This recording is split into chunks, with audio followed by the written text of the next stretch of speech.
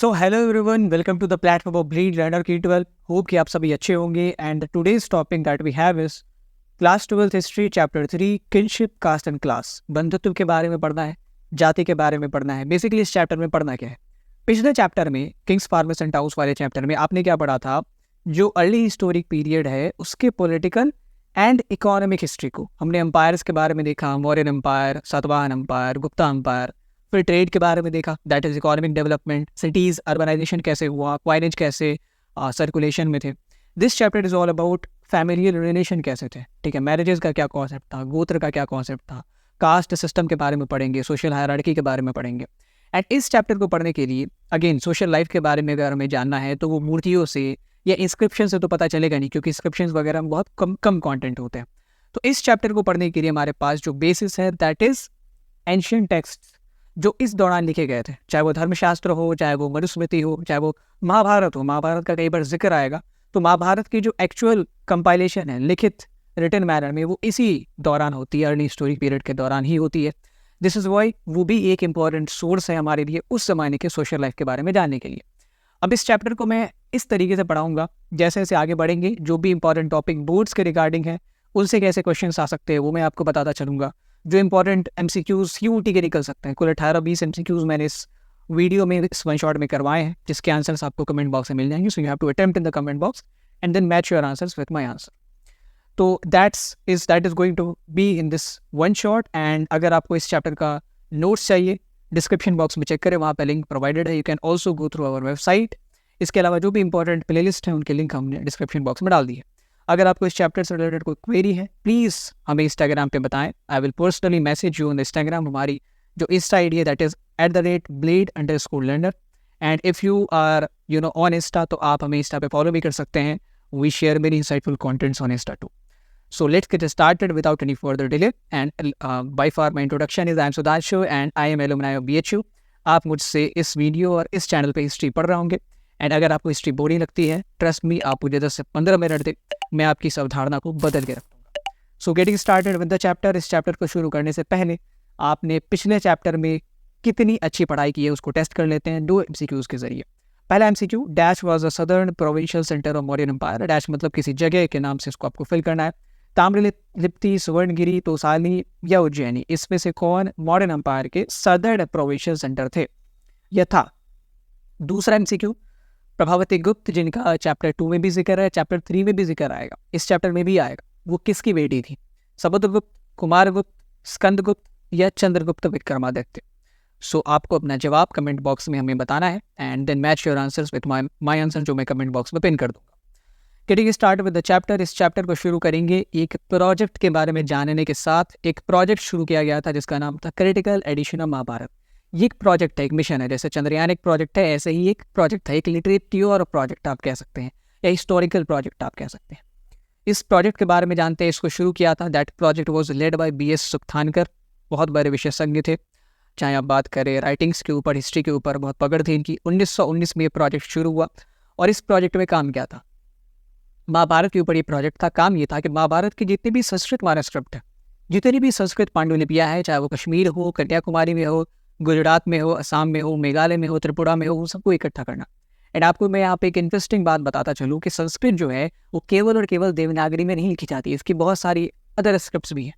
तो अगर आप बात करें संस्कृत की जो कश्मीर में लिखी जा रही होगी, हो सकता है वो देवनागरी में ना लिखी जा रही हो, या साउथ इंडिया की जो संस्कृत है वो हो सकता है देवनागरी में ना लिखी जा रही हो।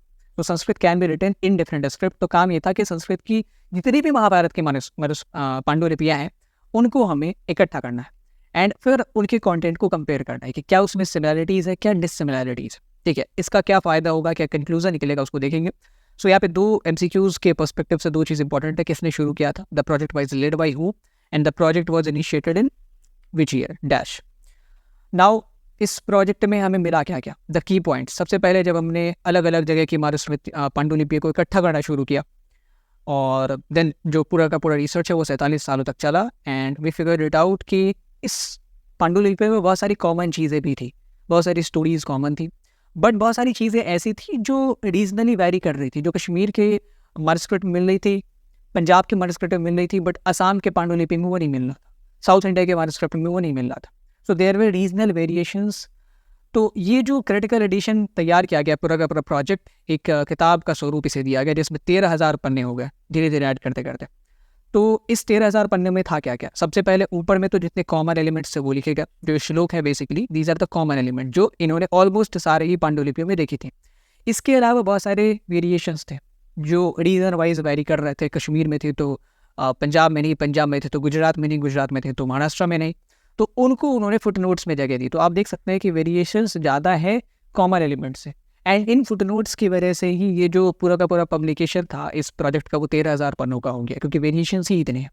तो अब ये पता इससे कंक्लूजन क्या निकलता है, what conclusion we are having after this critical edition project of Mahabharata. सबसे पहले चीज़ कि कुछ कॉमन एलिमेंट है, दैट मीन्स कहीं ना कहीं बहुत सारी स्टोरीज में सत्यता ज़रूर है, तभी तो इतनी सारी चीज़ें कॉमन है। कश्मीर की कहानियों में या हमें जो महाभारत की कहानी कन्याकुमारी में मिली है, तमिलनाडु में मिली है, उसमें बहुत सारे कॉमन एलिमेंट्स हैं। दैट मीन्स कुछ चीज़ें इसमें से सत्य हैं, बहुत सारी चीज़ें इसमें से सत्य भी हो सकती हैं।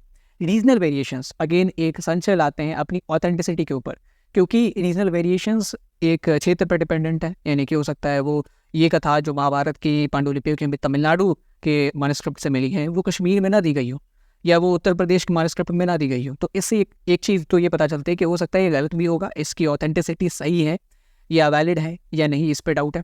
इसके अलावा एक और चीज़ यहाँ से जाहिर होती है कि ये जो रीजनल वेरिएशंस है इसमें ऐड कैसे किए गए। जैसे जैसे महाभारत की कहानी अलग अलग लोगों तक, अलग अलग इलाकों तक पहुँची होगी, वैसे वैसे वहाँ के लोगों ने डायलॉग्स के ज़रिए, बात विचार के ज़रिए अपनी कहानियों अपने हिसाब से उन कहानियों को मोल्ड किया होगा, एंड हो सकता है अपने कुछ रीजनल वेरिएशंस उसमें ऐड भी कर दिए। फॉर एग्जाम्पल जैसे मैं रामायण के बारे में जानना था, तो रामायण भी बहुत सारे अलग अलग वर्जन्स में लिखी गई है, अलग अलग लैंग्वेजेस में भी लिखी गई है। तो उसमें कई रामायण में आपको बहुत डिफरेंसेस देखने को मिलेंगे। फॉर एग्जांपल एक रामायण है हिमाचली रामायण, उसमें ऐसा कहा गया है कि रावण जो थे वो सीता के पिता थे, एंड वो नहीं चाहते थे कि राम से सीता माता की शादी हो, इसीलिए उन्होंने सीता माता को लंका ले जाते हैं, एंड देन राम क्या करते हैं, उनको उनसे शादी करनी थी, तो basically invaded Lanka and then got married to Mata Sita. तो that is basically another version of Ramayana. तो ऐसा होता क्यों है कि क्योंकि लोग जब इन कहानियों को सुनते हैं अपने हिसाब से अपनी चीज़ें इसमें ऐड भी कर देते हैं। तो इसीलिए इस प्रोजेक्ट को इनिशिएट किया गया था, ताकि हमें पता चल सके कि भाई आखिर इतनी जो मैन्युस्क्रिप्ट्स एंड पांडुलिपियाँ विस्तृत हैं पूरे भारत उपमहाद्वीप में, इसमें कितनी चीज़ें कॉमन है, कितनी अनकॉमन है, रीजनली वेरी करने वाली चीज़ें। और इसमें बहुत सारी ऐसी भी चीज़ें हैं जिनको हो सकता है लिखा गया हो कि पूरे भारतवर्ष में फॉलो किया जाता था बट ना फॉलो किया जाता होगा। तो इन सबको आगे देखेंगे। So that is basically critical edition of Mahabharat.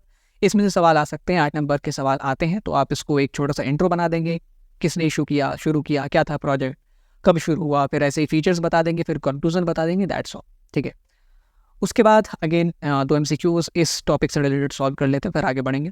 Who led the project of preparing critical edition of Mahabharata, किसने इस प्रोजेक्ट को लीड किया था, SN Roy, VS सुक्थानकर, RD Banerjee या नन ऑफ द अबव। इन तीनों का नाम यकीनन आपने सुना होगा पहले, दूसरे, तीसरे चैप्टर में। चौथा सवाल, when did the project on critical edition of Mahabharata begin, कभी शुरू हुआ, 1921, 1919, 1939 या 1946? सही जवाब आपको कमेंट बॉक्स में बताना है। अब आगे बढ़ते हैं। महाभारत इसलिए इतना ज़्यादा इस चैप्टर में इंपॉर्टेंट बन जाता है क्योंकि वो उस ज़माने में लिखा गया था जिस ज़माने की हिस्ट्री हमें पता करनी है। लिखा गया था, कंपोज तो बहुत पहले हुआ, कहानियाँ तो उससे पहले से प्रचलित है, बट द रिटन फॉर्म में जब आया है वो उसी अर्ली हिस्टोरिक पीरियड में आया है। और जब हम लोग बात करते हैं सोशल लाइफ की, तो हमें सबसे पहले समझना पड़ेगा फैमिलीज़ के कॉन्सेप्ट को, कि प्राचीन फैमिलीज़ आखिर थी कैसी। तो कुछ पॉपुलर टर्म्स जान लेते हैं, कि टर्म्स जो आप कह सकते हैं, टर्मिनोलॉजीज। सबसे पहला टर्म आता है कुल। कुल जो है वो एंशियंट वर्ड है, संस्कृत वर्ड है, जिसका मतलब होता है परिवार, फैमिली। उसके बाद एक शब्द है जाति, उसे ऐसे लिखते हैं JNTI। इसका मतलब होता है किनफोक्स या रिलेटिव्स, जो आपके फूफा मौसा वगैरह वो इसमें आते हैं। और तीसरा वंश, यानी कि लीनिएज, हम आप जितने भी लोग हैं उनका एक वंश, हमारे दादा, फिर उनके दादा, फिर उनके दादा, तो इस तरीके से एक लीनिएज आती है। तो ये 3 पॉपुलर टर्म्स हैं जिसके बारे में आपको जानना ज़रूरी, क्योंकि इनका बहुत बार जिक्र आएगा इस चैप्टर में। उसके बाद बात करते हैं फैमिली तैयार कैसे होती है। तो किसी फैमिली को 3 बेसिस पे तैयार किया जा सकता है। कोई फैमिली 3 तरीके से गठित हो सकती है। पहला ब्लड बेसिस पे, जैसे फॉर एग्जांपल मैं और मेरी बहन वो ब्लड रिलेशन शेयर करते हैं क्योंकि हम दोनों एक ही पेरेंट्स से निकले हुए हैं। दूसरा मैरिज, फॉर एग्जांपल मेरी शादी कल को किसी से होती है तो वो जो मेरी फैमिली में आई है उसका बेसिस है मैरिज। एक और बेसिस हो सकता है एडॉप्शन, जो कि हो सकता है मेरे से ब्लड रिलेशन के तौर पे कनेक्टेड ना हो, ना ही मैंने उससे शादी की है, बट वो मेरा भाई है क्योंकि मेरे माता पिता ने उसे दत्तक पुत्र के तौर पे अडॉप्ट किया है। सो ये 3 बेसिस अमूमन होते हैं फैमिली गठित करने के, फॉर्म करने के। उसके बाद बात करते हैं फैमिली के बारे में जानना क्यों ज़रूरी है, क्यों हम इतना इंटरेस्टेड हैं वंश के बारे में जानने को लेके, कुल के बारे में जानने को लेके। क्योंकि फैमिली को लेके जो नज़रिया था लोगों का, वो कैसे ट्रीट करते थे अपने कजिन्स को, कैसे ट्रीट करते थे अपने बहनों को, अपने भाइयों को, अपनी माताओं के साथ कैसा व्यवहार था, इसको जब तक नहीं जानेंगे तो हमें पता नहीं चल पाएगा कि उस ज़माने के लोगों का सोशल लाइफ कैसा, सामाजिक जीवन यानी कि जो आमतौर पर रोज़मर्रा की ज़िंदगी है वो कैसे थी। और इस फैमिलीज़ को जानने के लिए, एंशिएंट प्राचीन फैमिलीज़ जो अर्ली हिस्टोरिक पीरियड के फैमिलीज़ हैं, इनको जानने के लिए हमारे पास सोर्सेज क्या क्या हैं। तो ऑब्वियसली लोग अपने परिवारों के बारे में तो इंस्क्रिप्शंस में नहीं लिखेंगे कि हमारे परिवार में ये हुआ, हमारे ताया ऐसे हैं, हमारी फूफा ऐसी है, ठीक है। तो इसको हमें जानना होगा टेक्स्ट के ज़रिए। इंस्क्रिप्शन में कोई नहीं लिखने वाला, इसके अलावा मूर्तियों से आपको कुछ नहीं पता चलेगा, स्कल्पचर से आपको कुछ नहीं पता चलेगा। तो आपको पता आखिर चलेगा कैसे? आपको पता चलेगा टेक्स्ट से, जैसे महाभारत हो गया, जैसे मनुस्मृति हो गया, जैसे धर्मशास्त्र हो गया, या छोटे मोटे कुछ इंस्क्रिप्शन, जैसे किसी जाति के बारे में आपको पता करना है तो उसने कोई इंस्क्रिप्शन लिखा है अपनी जाति के लोगों के बारे में, तो उसे थोड़ी बहुत चीज़ें पता चल जाएगी। तो मेजॉरिटी ऑफ जो चीज़ें हैं वो आपको टेक्स्ट से ही पता चलेंगी। तो इसीलिए हम इस चैप्टर में टेक्स्ट को बहुत बार डिस्कस करेंगे, अलग अलग टेक्स्ट को। नाउ कमिंग टू फैमिलीज़, अगर एंशिएंट फैमिलीज़ की बात करें तो mostly they were male dominant, patriarchy उस ज़माने में चलती थी। तो यही से कॉन्सेप्ट निकलता है पैट्रिलिनी का, इसको समझ लेते हैं। और जब भी बोर्ड में सवाल आता है ना, तो ऐसे सवाल आते हैं कि आप किनफोक्स, पैट्रिलिनी और मैरिज के वैल्यूज़ पे प्रकाश डालिए। जो अर्ली हिस्टोरिक पीरियड में इन तीनों के वैल्यूज़ थे उसके ऊपर प्रकाश डालिए। तो आपने फैमिलीज़ के वैल्यूज़ को समझ लिया, पैट्रिलिनी के बारे में समझना और मैरिजेस के बारे में समझना, और इन तीनों को मिला के एक अच्छा आंसर लिख देना। ये बड़े सवालों में आता है, 8 मार्कर्स में आता है। पैट्रिलिनी आखिर है क्या, सबसे पहले उसे समझते हैं। बेसिक टर्म में हो सकता है 1 या 2 मार्कर में से पूछ भी दे। पैट्रिलिनी एक ट्रेडिशन है जिसमें जो बच्चा है वो अपना डिसेंट अपने मेल पेरेंट्स से ट्रेस करता है। कॉम्प्लिकेटेड डेफिनेशन है, मैं इसको साधारण तौर पे समझाता हूँ। फॉर एग्जांपल, मेरे माता पिता की शादी हुई और मेरी उत्पत्ति हुई, तो मैं किस वंश का कहूँगा? मैं अपने पिता के वंश का कहूँगा एज पर पैट्रिलिनी। ऐसे ही अगर मेरी कम्युनिटी या अगर मेरा समाज मैट्रिलिनी को फॉलो करता तो फिर मेरा जो वंश है वो मदर के वंश से ट्रेस हो रहा होता, फिर मैं अपने माता का वंशज कहलाता, ठीक है। फिर मुझे अपने नाना की प्रॉपर्टी में हिस्सा मिलता, ठीक है। अभी मुझे अपने दादा की प्रॉपर्टी में हिस्सा मिलेगा, अपने पिता की प्रॉपर्टी में हिस्सा मिलेगा। That is पैट्रिलिनी। पैट्रिलिनी में जो बच्चे होते हैं वो अपने मेल पेरेंट्स से अपनी डिसेंडेंसी ट्रेस करते हैं। आप आखिर किस वंश के हो? तो आप फलाने उनके फादर के साइड के वंश से हो, ठीक है। और पैट्रिलिनी में चूंकि मेल पेरेंट से ही डिसेंट ट्रेस होता है, डिसेंट मतलब वंशावली ट्रेस होती है, इसीलिए मेल मेंबर इंपॉर्टेंट हो जाते हैं, क्योंकि इसमें सारी चीज़ें जो है वो मेल मेंबर्स के इर्द गिर्द ही होती है। अगर आप बात करें रिसोर्सेज की, तो रिसोर्सेज का भी बंटवारा मेल मेंबर्स के बीच ही होता है। अगर मेरे रिसोर्सेज हैं और एंशिएंट समाज में यहाँ पे पैट्रिलिनी फॉलो किया जाता था, वहाँ पे केवल बेटे ही अपने पिता की प्रॉपर्टी में हिस्सा मांग सकते थे, बेटियों को ये अधिकार नहीं दिया गया था। और अगर मैट्रिलिनी होता तो बेटियाँ भी मांग सकती थी, बेटियों को ज़्यादा अधिकार होता है इन दैट केस। तो मैट्रिलिनी फॉलो करने के हमें बहुत कम उदाहरण मिले हैं, लेकिन एंशिएंट इंडिया में मोस्टली पैट्रिलिनी ही फॉलो की जाती थी, जिसका उदाहरण आपको महाभारत में देखने को मिलेगा। जैसे आप देखो कि कोई राजा मरता है तो कौन गद्दी पे बैठता है? उसका बेटा बैठता है। That is an example of patriliny. आप चाहे महाजनपद की बात करो, जितने भी रूलर हुए हैं, कभी हमने देखा कि किसी की बेटी गद्दी पे बैठी है? कभी नहीं ऐसा हुआ। तो most ruling dynasties of ancient India, चाहे वो महाजनपद हो गए, चाहे वो उसके आने वाले एम्पायर्स हो गए, everybody was following patriliny and it was also promoted by the text. चाहे महाभारत की कहानियाँ हो, उसमें भी बेटों को ही, उसमें भी मेल मेंबर्स को ही तवज्जो दी जा रही थी। आप अगर बात करें फीमेल मेंबर्स की, तो आप पूरे महाभारत पे कितने फीमेल के नाम जानते हैं? अगर हम बात करें कुरु परिवार की, उसमें ही आप 5-6 फीमेल मेंबर से ज़्यादा लोगों के नाम नहीं जानते होंगे। बट क्या उस पूरे परिवार में जो इतना बड़ा था, हस्तिनापुर से लेके इंद्रप्रस्थ तक, उसमें केवल 5-6 महिलाएं ही थी? बिल्कुल नहीं। तो दैट इज शोइंग कि किस तरीके से मेल मेंबर एंड पैट्रिलिनी का जो अवधारणा है वो महाभारत जैसे टेक्स्ट ने भी प्रमोट किया। आई एम नॉट सेइंग ये निगेटिव कॉन्सेप्ट है, बट ये एक हिस्टोरिकल चीज़ है, तो आपको मैं बता रहा हूँ। ऐसी Manusmriti it has also promoted patriliny. वेदों ने भी प्रमोट किया। वेद में तो हालांकि एक श्लोक भी है जिससे रिलेटेड एक सोर्स है, तो मैं बता रहा हूँ। ये कि ऋग्वेद का स्रोत है, श्लोक है, जिसमें ये कहा जा रहा है, कन्यादान के समय का ये श्लोक है। उसमें पिता ये कह रहे हैं अपनी बेटी को लेके, I free her from here but not from there. मैं अपनी बेटी को यहाँ से विदा कर रहा हूँ, वहाँ से नहीं, ससुराल से नहीं। I have bound her firmly there, मैंने उसे ससुराल में बांध के रख दिया है। बांध मतलब गठित कर दिया, गठबंधन कर दिया। So that through the grace of Indra, ताकि वो इंद्र के कृपा से उसके अच्छे पुत्र हो। अगेन देखो, fine sons, male member, and be fortunate in her husband's love, male member again, important क्या है बेटा होना, और इंपॉर्टेंट क्या है अपने पति का प्रेम प्राप्त करना। पति के लिए इंपॉर्टेंट नहीं है कि पत्नी का प्रेम मिलना या नहीं मिलना। So that is basically the promotion of पैट्रिलिनी।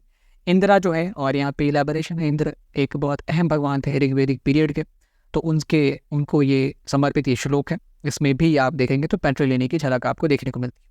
पैट्रिलिनी में आपको वेरिएशंस भी देखने को मिलेंगे। हर बार ऐसा नहीं था कि बेटों ने ही रिसोर्सेस पे अपना क्लेम किया है या गद्दी पे अपना क्लेम किया है, लेकिन जब भी क्लेम हुआ है मेल मेंबर्स नहीं किया है। कभी कभी होता था कि बेटे नहीं है तो भाइयों ने गद्दी हथिया ली।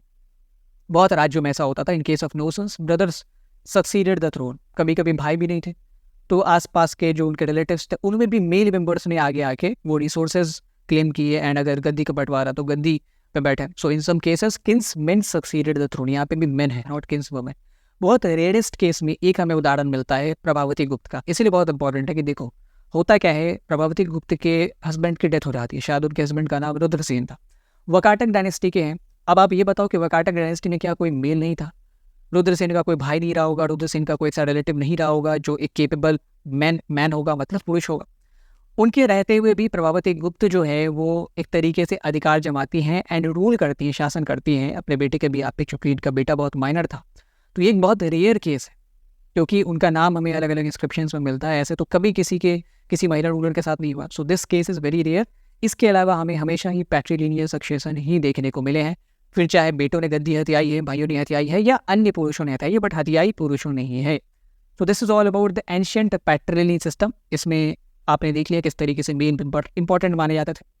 अब बात कर लेते हैं फीमेल की भी। उसके लिए हमें मैरिज के कॉन्सेप्ट को, उसके ट्रेडिशन को समझना ज़रूरी है। सो डॉटर के सिग्निफिकेंस को समझते, क्या महत्व था। सबसे पहली बात एंशिएंट इंडिया में, चूँकि जो कॉन्सेप्ट था एंशिएंट इंडिया का वो इन टेक्स्ट, जो ये लीगल टेक्स्ट है, चाहे वो धर्मशास्त्र हो गए, कुछ समय तक मनुस्मृति हो गया, इनसे बहुत ज़्यादा प्रभावित था और ये सारे के सारे पैट्रिलिनी को प्रमोट करते थे। तो एंशिएंट इंडिया में बेटियां जो है वो अपने पिता के रिसोर्सेज में कोई क्लेम नहीं कर सकती थी। मतलब पैटर्नल वेल्थ जो होता है, जायदाद जो होता है, उसमें उन्हें हिस्सेदारी नहीं मिलने वाली थी। इसके अलावा जो बेटियां होती थी उनको अपने परिवार के बाहर हमेशा शादी कराना वांछनीय माना जाता था, डिज़ायरेबल माना जाता। और ऐसा अभी भी हमारे यहाँ ये ट्रेडिशन है कि अपने परिवार में अपने भाई बहनों के साथ शादी नहीं करते हैं, अपने रिलेटिव्स के बाहर जाके शादी करते हैं, जो हमारे रिलेशन में ना हो इनसे शादी करवाते हैं। So marrying them into the family outside the kinfolks was considered desirable. इसके बाद जो बड़े घर की महिलाएं थी, जो एलीट क्लास की महिलाएं थी, उनका सही समय पर सही पुरुष के साथ विवाह होना एक रिस्पॉन्सिबिलिटी मानी जाती थी पिता के लिए। और यहीं से कन्यादान का कॉन्सेप्ट आया। Marriage of daughter was seen as a religious duty of father, कि ये एक रिलीजियस ड्यूटी है। और अभी भी कन्यादान को लोग बहुत एक पायस ड्यूटी के तौर पे देखते हैं। कभी भी आप शादी में जाएंगे तो कन्यादान एक ऐसी रस्म होती है जिसको देख के आपको लगे कि वो जो आदमी है वो बहुत डेडिकेटेड है इस रस्म को लेकर, ठीक है। बहुत ज़्यादा पायस और होली रिचुअल्स में मारा जाता है। सो गर्ल बेरा की नॉट ओनली हाई स्टेटस की लड़कियां, वैसे भी they were believe to be married at the same time with the right person. So that was the life of female, normal life of female. इसके अलावा भी बहुत सारी चीज़ें जानेंगे। क्या यहाँ पे जो भी चीज़ें मैंने लिखी हैं, हमेशा ऐसा ही होता था कि किन फोक्स के बाहरी शादियाँ होती थी, परिवार के बाहरी शादियाँ होती थी। हमेशा ऐसा ही होता था कि सही समय पे ही शादियाँ होती थी या सही पुरुष से ही शादियाँ होती थी, ठीक है। क्या इसमें कोई वेरिएशन था, क्या इसमें कोई एक्सेप्शन था, तो वो सारी चीज़ें हम लोग देखेंगे। पहले यहाँ देख लेते हैं कि नॉर्म्स क्या कहते हैं, नॉर्मल जेन्युइन नॉर्म्स क्या कहते हैं, फिर उनके वेरिएशंस को भी देखेंगे। तो मैरिजेस की बात करें तो मैरिजेस कई प्रकार के होते थे। पहला इंडोगैमी। इंडोगैमी मतलब marrying with in a unit. अब यूनिट मतलब मेरा कास्ट भी यूनिट हो सकता है, मेरा गोत्र भी यूनिट हो सकता है, मेरा रिलीजन भी यूनिट हो सकता है। तो अमूमन जब हम इंडोगैमी की बात करते हैं तो हम गोत्र से रेफर करते हैं कि एक ही गोत्र में शादी करना, दैट इज इंडोगैमी। अमूमन अगर लेमन टर्म्स में मैंने कहा कि किसी ने इंडोगैमी की है, दैट मीन्स उन्होंने सेम गोत्र में शादी की है। मैं अगर स्पेसिफाई करूंगा कि उन्होंने इंडोगैमी की इन द कास्ट, इंडोगैमी की इन द रिलीजन, तो होगा कि उन्होंने एक रिलीजन में शादी की है। तो एक गोत्र में शादी करना वांछनीय नहीं था, गलत माना जाता था। इसीलिए इंडोगैमी को साधारण तौर पर इंडोगैमी प्रोहिबिटेड ही है, क्योंकि इंडोगैमी का साधारण तौर पे मतलब है सेम गोत्र में शादी। अगर मैं स्पेसिफाई करके दूँ कि endogamy within the religion, endogamy in the caste, endogamy in the community, तो फिर वो वांछनीय होगा, फिर वो डिजायरेबल होगा। उसके बाद exogamy, marrying outside the unit. Again unit कुछ भी हो सकता है, आपका गोत्र हो सकता है, आपका कास्ट हो सकता है, आपकी कम्युनिटी हो सकती है। फिर जो तीसरा फॉर्म ऑफ मैरिज है दैट इज पॉलीगैमी। इसको पॉलीगैमी भी कहते थे, पॉलीगैमी। इसमें क्या होता था, एक पुरुष है, बहुत सारी औरतें हैं, उसकी शादी हो रही है। तो ऐसी विवाहें आपने बहुत सारी देखी होंगी, महाभारत में भी एग्जाम्पल है, ठीक है। अब पांडु ने 2 शादियाँ की थी, that is an example of polygamy. अभी भी पॉलीगैमी एग्जिस्ट करती है। इस्लामिक कल्चर में आप देखोगे पॉलीगैमी अलाउड है। पॉलीएंड्री की बात करें, इसमें एक महिला है, बहुत सारे पुरुष उसके पति है, तो ऐसा भी कॉन्सेप्ट अभी हमें महाभारत में देखने को मिलता है, द्रौपदी और पांडवों के रूप में। अभी भी पॉलीएंट्री बहुत सारे जगहों पे चलती है, जैसे हिमालयन ट्रेडिशंस में पहाड़ियों के क्षेत्रों में पॉलीएंट्री चलती है। अब क्यों चलती है उसे हम लोग इस चैप्टर के अंत में डिस्कस करेंगे। सो that was all about the marriages की बात करें तो एक कॉन्सेप्ट है अष्ट विवाह का, क्योंकि मनुस्मृति एक लीगल टेक्स्ट था और उस जमाने के जो सामाजिक जीवन है वो इस टेक्स्ट के कंटेंट से काफ़ी प्रभावित है, तो अष्ट विवाह के कॉन्सेप्ट को भी समझना जरूरी है। अष्ट विवाह मतलब मनुस्मृति ने 8 प्रकार के विवाहों का वर्णन किया है कि विवाह 8 प्रकार के हो सकते हैं। उसमें से जो शुरुआत के 4 विवाह हैं उनको उन्होंने कहा है वांछनीय, ये कर सकते हो, और आखिरी के जो 4 विवाह है जिसमें आपका राक्षस विवाह, पैशाच विवाह वगैरह आता है, गंधर्व विवाह आता है, तो वो सब आप नहीं कर सकते। अष्ट विवाह के ऊपर मैंने एक प्रॉपर लेक्चर लिया हुआ था आज से 2 साल पहले, अगर उसकी वीडियो हुई तो मैं कमेंट बॉक्स में डिस्क्रिप्शन बॉक्स में उसे डाल दूंगा, आप देख सकते हैं। So that was the concept of अष्ट विवाह। 8 प्रकार के विवाह थे, विवाह इतने ही हो सकते हैं। अब किसी भी प्रकार के विवाह करो, आप 8 प्रकार के विवाह में ही कैटेगराइज कर दिए जाओगे, ठीक। उसमें से 4 वांछनीय माने गए, 4 लेजिटिमेट माने गए, 4 इलेजिटिमेट माने गए। वांछनीय मतलब लेजिटिमेट, जो सही है। So that was the concept of अष्ट विवाह। यहाँ से MCQ ऐसे पूछा जा सकता है कि ये जो अष्ट विवाह का कॉन्सेप्ट है, 8 टाइप्स ऑफ मैरिजेस का कॉन्सेप्ट, ये कहाँ से आया है, तो ये मनुस्मृति से आया। अब हम बात करते हैं नॉर्म्स के वायलेशन की। क्या ये जो 4 प्रकार के विवाह मनुस्मृति में प्रोहिबिटेड किए गए हैं, क्या ये नहीं होते थे? क्या महिलाएं हमेशा सही समय पे ही शादी उनकी होती थी? क्या सगोत्र विवाह नहीं होता था? ठीक है, क्या अपनी कम्युनिटीज़ के बाहर जाके लोग शादी नहीं करते थे? तो बिल्कुल करते थे। ये जो नॉर्म्स आपने लिखे हैं, मैंने बताए, वो तो जनरल नॉर्म्स थे, ठीक है। इसका वायलेशन भी होता था और अच्छे खासे लोग करते थे। सो these norms were not followed through out the sub continent. इसके पीछे कहानी है कि जब शुरुआत में ये सामाजिक जीवन के बारे में लोगों ने पढ़ना शुरू किया तो उन्होंने मनुस्मृति को उठाया, उन्होंने महाभारत को उठाया, और उसमें जो भी चीज़ें लिखी थी उनको उन्होंने फेस वैल्यू पे लिया। फेस वैल्यू मतलब ऐसा माना कि जो चीज़ें यहाँ लिखी हैं वो सही में वाकई में फॉलो की जाती होंगी। जैसे अगर मनुस्मृति में लिखा है कि 4 विवाह आपके लिए लेजिटिमेट है, 4 इलेजिटिमेट है, तो जो इलेजिटिमेट विवाह है, जो अवैध विवाह है, वो नहीं किए जाते होंगे। लेकिन फिर बाद में जब उनका सामना नॉन संस्कृतिक टेक्स्ट हुआ, चाहे वो तमिल टेक्स्ट हो, चाहे वो नॉर्मल इंस्क्रिप्शन हो जो किसी जाति स्पेसिफिक ने इंस्टॉल करवाई हो, तो उनकी विचारधारा में बदलाव आया। तो फिर उन्होंने देखा ये जो चीज़ें सांस्कृतिक टेक्स्ट में लिखी गई हैं, ज़रूरी नहीं था कि सारे लोग, जितने भी लोग सब कॉन्टिनेंट में उस ज़माने में रह रहे थे, सब उसको फॉलो कर रहे थे। उसका वायलेशन भी होता था। बहुत सारी कम्युनिटीज़ थे जो सांस्कृतिक नॉर्म्स को, उनके नियमों को, मनुस्मृति के नियमों को, कानूनों को, धर्मशास्त्र के कोड ऑफ कंडक्ट को नहीं मानते थे, ठीक है। तो वो सगोत्र विवाह भी करते थे, वो एक्सोगैमी यानी कि other caste, other community, other religion के साथ भी विवाह करते थे। वो जो 4 प्रकार के अवैध विवाह हैं वो भी करते थे। So we have multiple evidence, इसके बारे में आगे भी पढ़ेंगे। जैसे एक एविडेंस है साउथ इंडिया के बहुत सारी कम्युनिटी, उसमें शादियाँ ना अपने किनफोक्स में ही होती हैं, अपने बंधुत्व में, मतलब मामा के रिश्तेदारी में, मौसी के रिश्तेदारी में, कजन्स में शादियाँ होती थी। इंडोगैमी का भी एविडेंस मिलता है सातवाहन रूलर के रूप में। सातवाहन रूलर्स ने कई बार अपने ही गोत्र की महिलाओं से शादी की है। एक्सोगैमी का भी कॉन्सेप्ट मिलता है, जैसे आप भीम और हिडिंबा की शादी कर लो, देख लो, तो वो भी तो एक्सोगैमी का ही कॉन्सेप्ट है। भीम आपके क्षत्रिय कुल के हैं, हिडिंबा राक्षस कुल की हैं। ऐसे ही सातवाहन रूलर थे गौतमीपुत्र शतकर्णी, उन्होंने शक रूलर के साथ मैरिज अलायंस किया था, मतलब उनके घर की महिला या इनके घर के पुरुष के साथ शादी हुई थी। और शक जो है वो सांस्कृतिक टेक्स्ट के अनुसार सेंट्रल एशिया से आए हुए लोग हैं, जो मलेच्छ हैं, तो वो सांस्कृतिक रिलीजन के नहीं है, ठीक है।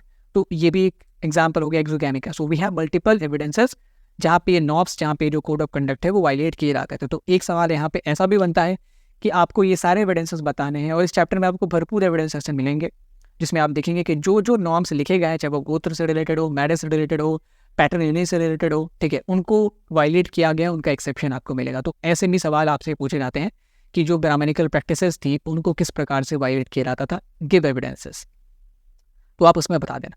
नाउ मूविंग फॉरवर्ड, एक MCQ सॉल्व करते हैं, एक नहीं 2, एंड उसके बाद चैप्टर आगे बढ़ाएंगे।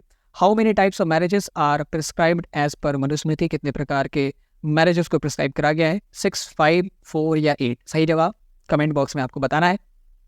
Next question, choose the correct statement. पहला स्टेटमेंट ये है कि डॉटर्स जो थी वो ऑब्वियसली एंशिएंट फैमिलीज, वो पैटर्नल वेल्थ में शेयर के लिए एलिजिबल थी। दूसरा, जितनी भी डायनेस्टीज थी एंशिएंट इंडिया की, मोस्टली वो पैटर्नली फॉलो करते थे। उसके बाद तीसरा स्टेटमेंट है endogamy was prohibited throughout the Indian subcontinent. Endogamy पूरे सब कॉन्टिनेंट में प्रोहिबिटेड थी, नहीं होती थी। चौथा option, none of the above, कि अगर ये तीनों ऑप्शन गलत है देन फिर आपका आंसर ऑप्शन डी होना चाहिए। Please put your answers in the comment box. तो अब किनशिप एंड फैमिलीज के कॉन्सेप्ट से आगे बढ़ते हुए चलते हैं, पढ़ते हैं धर्मशास्त्र और धर्मसूत्र के बारे में। ये जो 2 एशियन टेक्स्ट है जिसका जिक्र पूरे चैप्टर में आने वाला है, तो ये ज़रूरी है कि आप इसके बारे में जान लें कि व्हाट आर दे। तो पहले समझते हैं कि धर्मशास्त्र धर्मसूत्र है क्या। तो बेसिकली एक संस्कृत टेक्स्ट है, संस्कृत में लिखे गए हैं। और क्या कंटेंट है इसमें, तो दे कंटेन्स कोड ऑफ कंडक्ट्स और लीगल प्रिंसिपल्स, मतलब कानूनी या नियम कानून जो है वो इसमें इम्बाइब्ड है। धर्मशास्त्र और Dharmasutra they were written around 500 BC to 200 C in Sanskrit. दोनों लगभग सिमिलर है, ठीक है, हालांकि एक में जो ज़्यादा श्लोक की चीज़ें हैं वो है। And when we talk about Manusmriti, तो मनुस्मृति या नारद स्मृति, ऐसी बहुत सारी स्मृतियाँ धर्मशास्त्र या धर्मसूत्र का ही पार्ट मानी जाती है। So this is the introduction of Dharmashastra and Dharmasutra. They are legal text in Sanskrit written between 500 BC to 200 C by the Brahmanas, जो स्कॉलर थे, ठीक है। ब्राह्मणास मतलब स्कॉलर जो पढ़ाई कर सकते थे, ठीक है। एंड मनुस्मृति या अन्य प्रकार की बहुत सारी ऐसी स्मृति, these are the part of Dharmashastra. अब आखिर इन कोड ऑफ कंडक्ट्स को एक जगह लिखा जाना ये क्यों ज़रूरी समझा गया? सो सबसे पहले होता क्या है, जब आप 6th century BC के स्फीयर को समझोगे तो पता चलेगा कि उस ज़माने में दुनिया खुल रही थी, लोगों का एक दूसरे से मिलना जुलना हो रहा था, शहर बन रहे थे अलग अलग। मथुरा से लोग अवंती जाते हैं, अवंती से लोग बनारस जाते हैं, वहाँ से पाटलिपुत्रा जाते हैं। तो क्या हो रहा था, बहुत सारे ट्रेडिशंस ना डाइल्यूट हो जा रहे थे। और इससे जो ब्राह्मणास थे उनको ये डर हुआ कि कहीं हमारी जो प्रथाएं हैं, हमारे जो ट्रेडिशंस हैं वो डाइल्यूट ना हो जाए, वो ख़त्म ना हो जाए।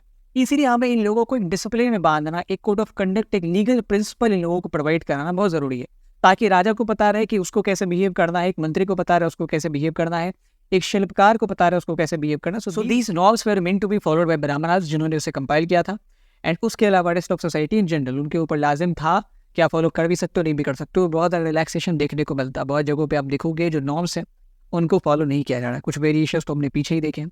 तो दैट इज बेसिकली धर्मशास्त्र एंड धर्मसूत्र और मनुस्मृति के बारे में एक चीज़ पता चली कि this is the part of this bigger Sanskrit legal text, okay.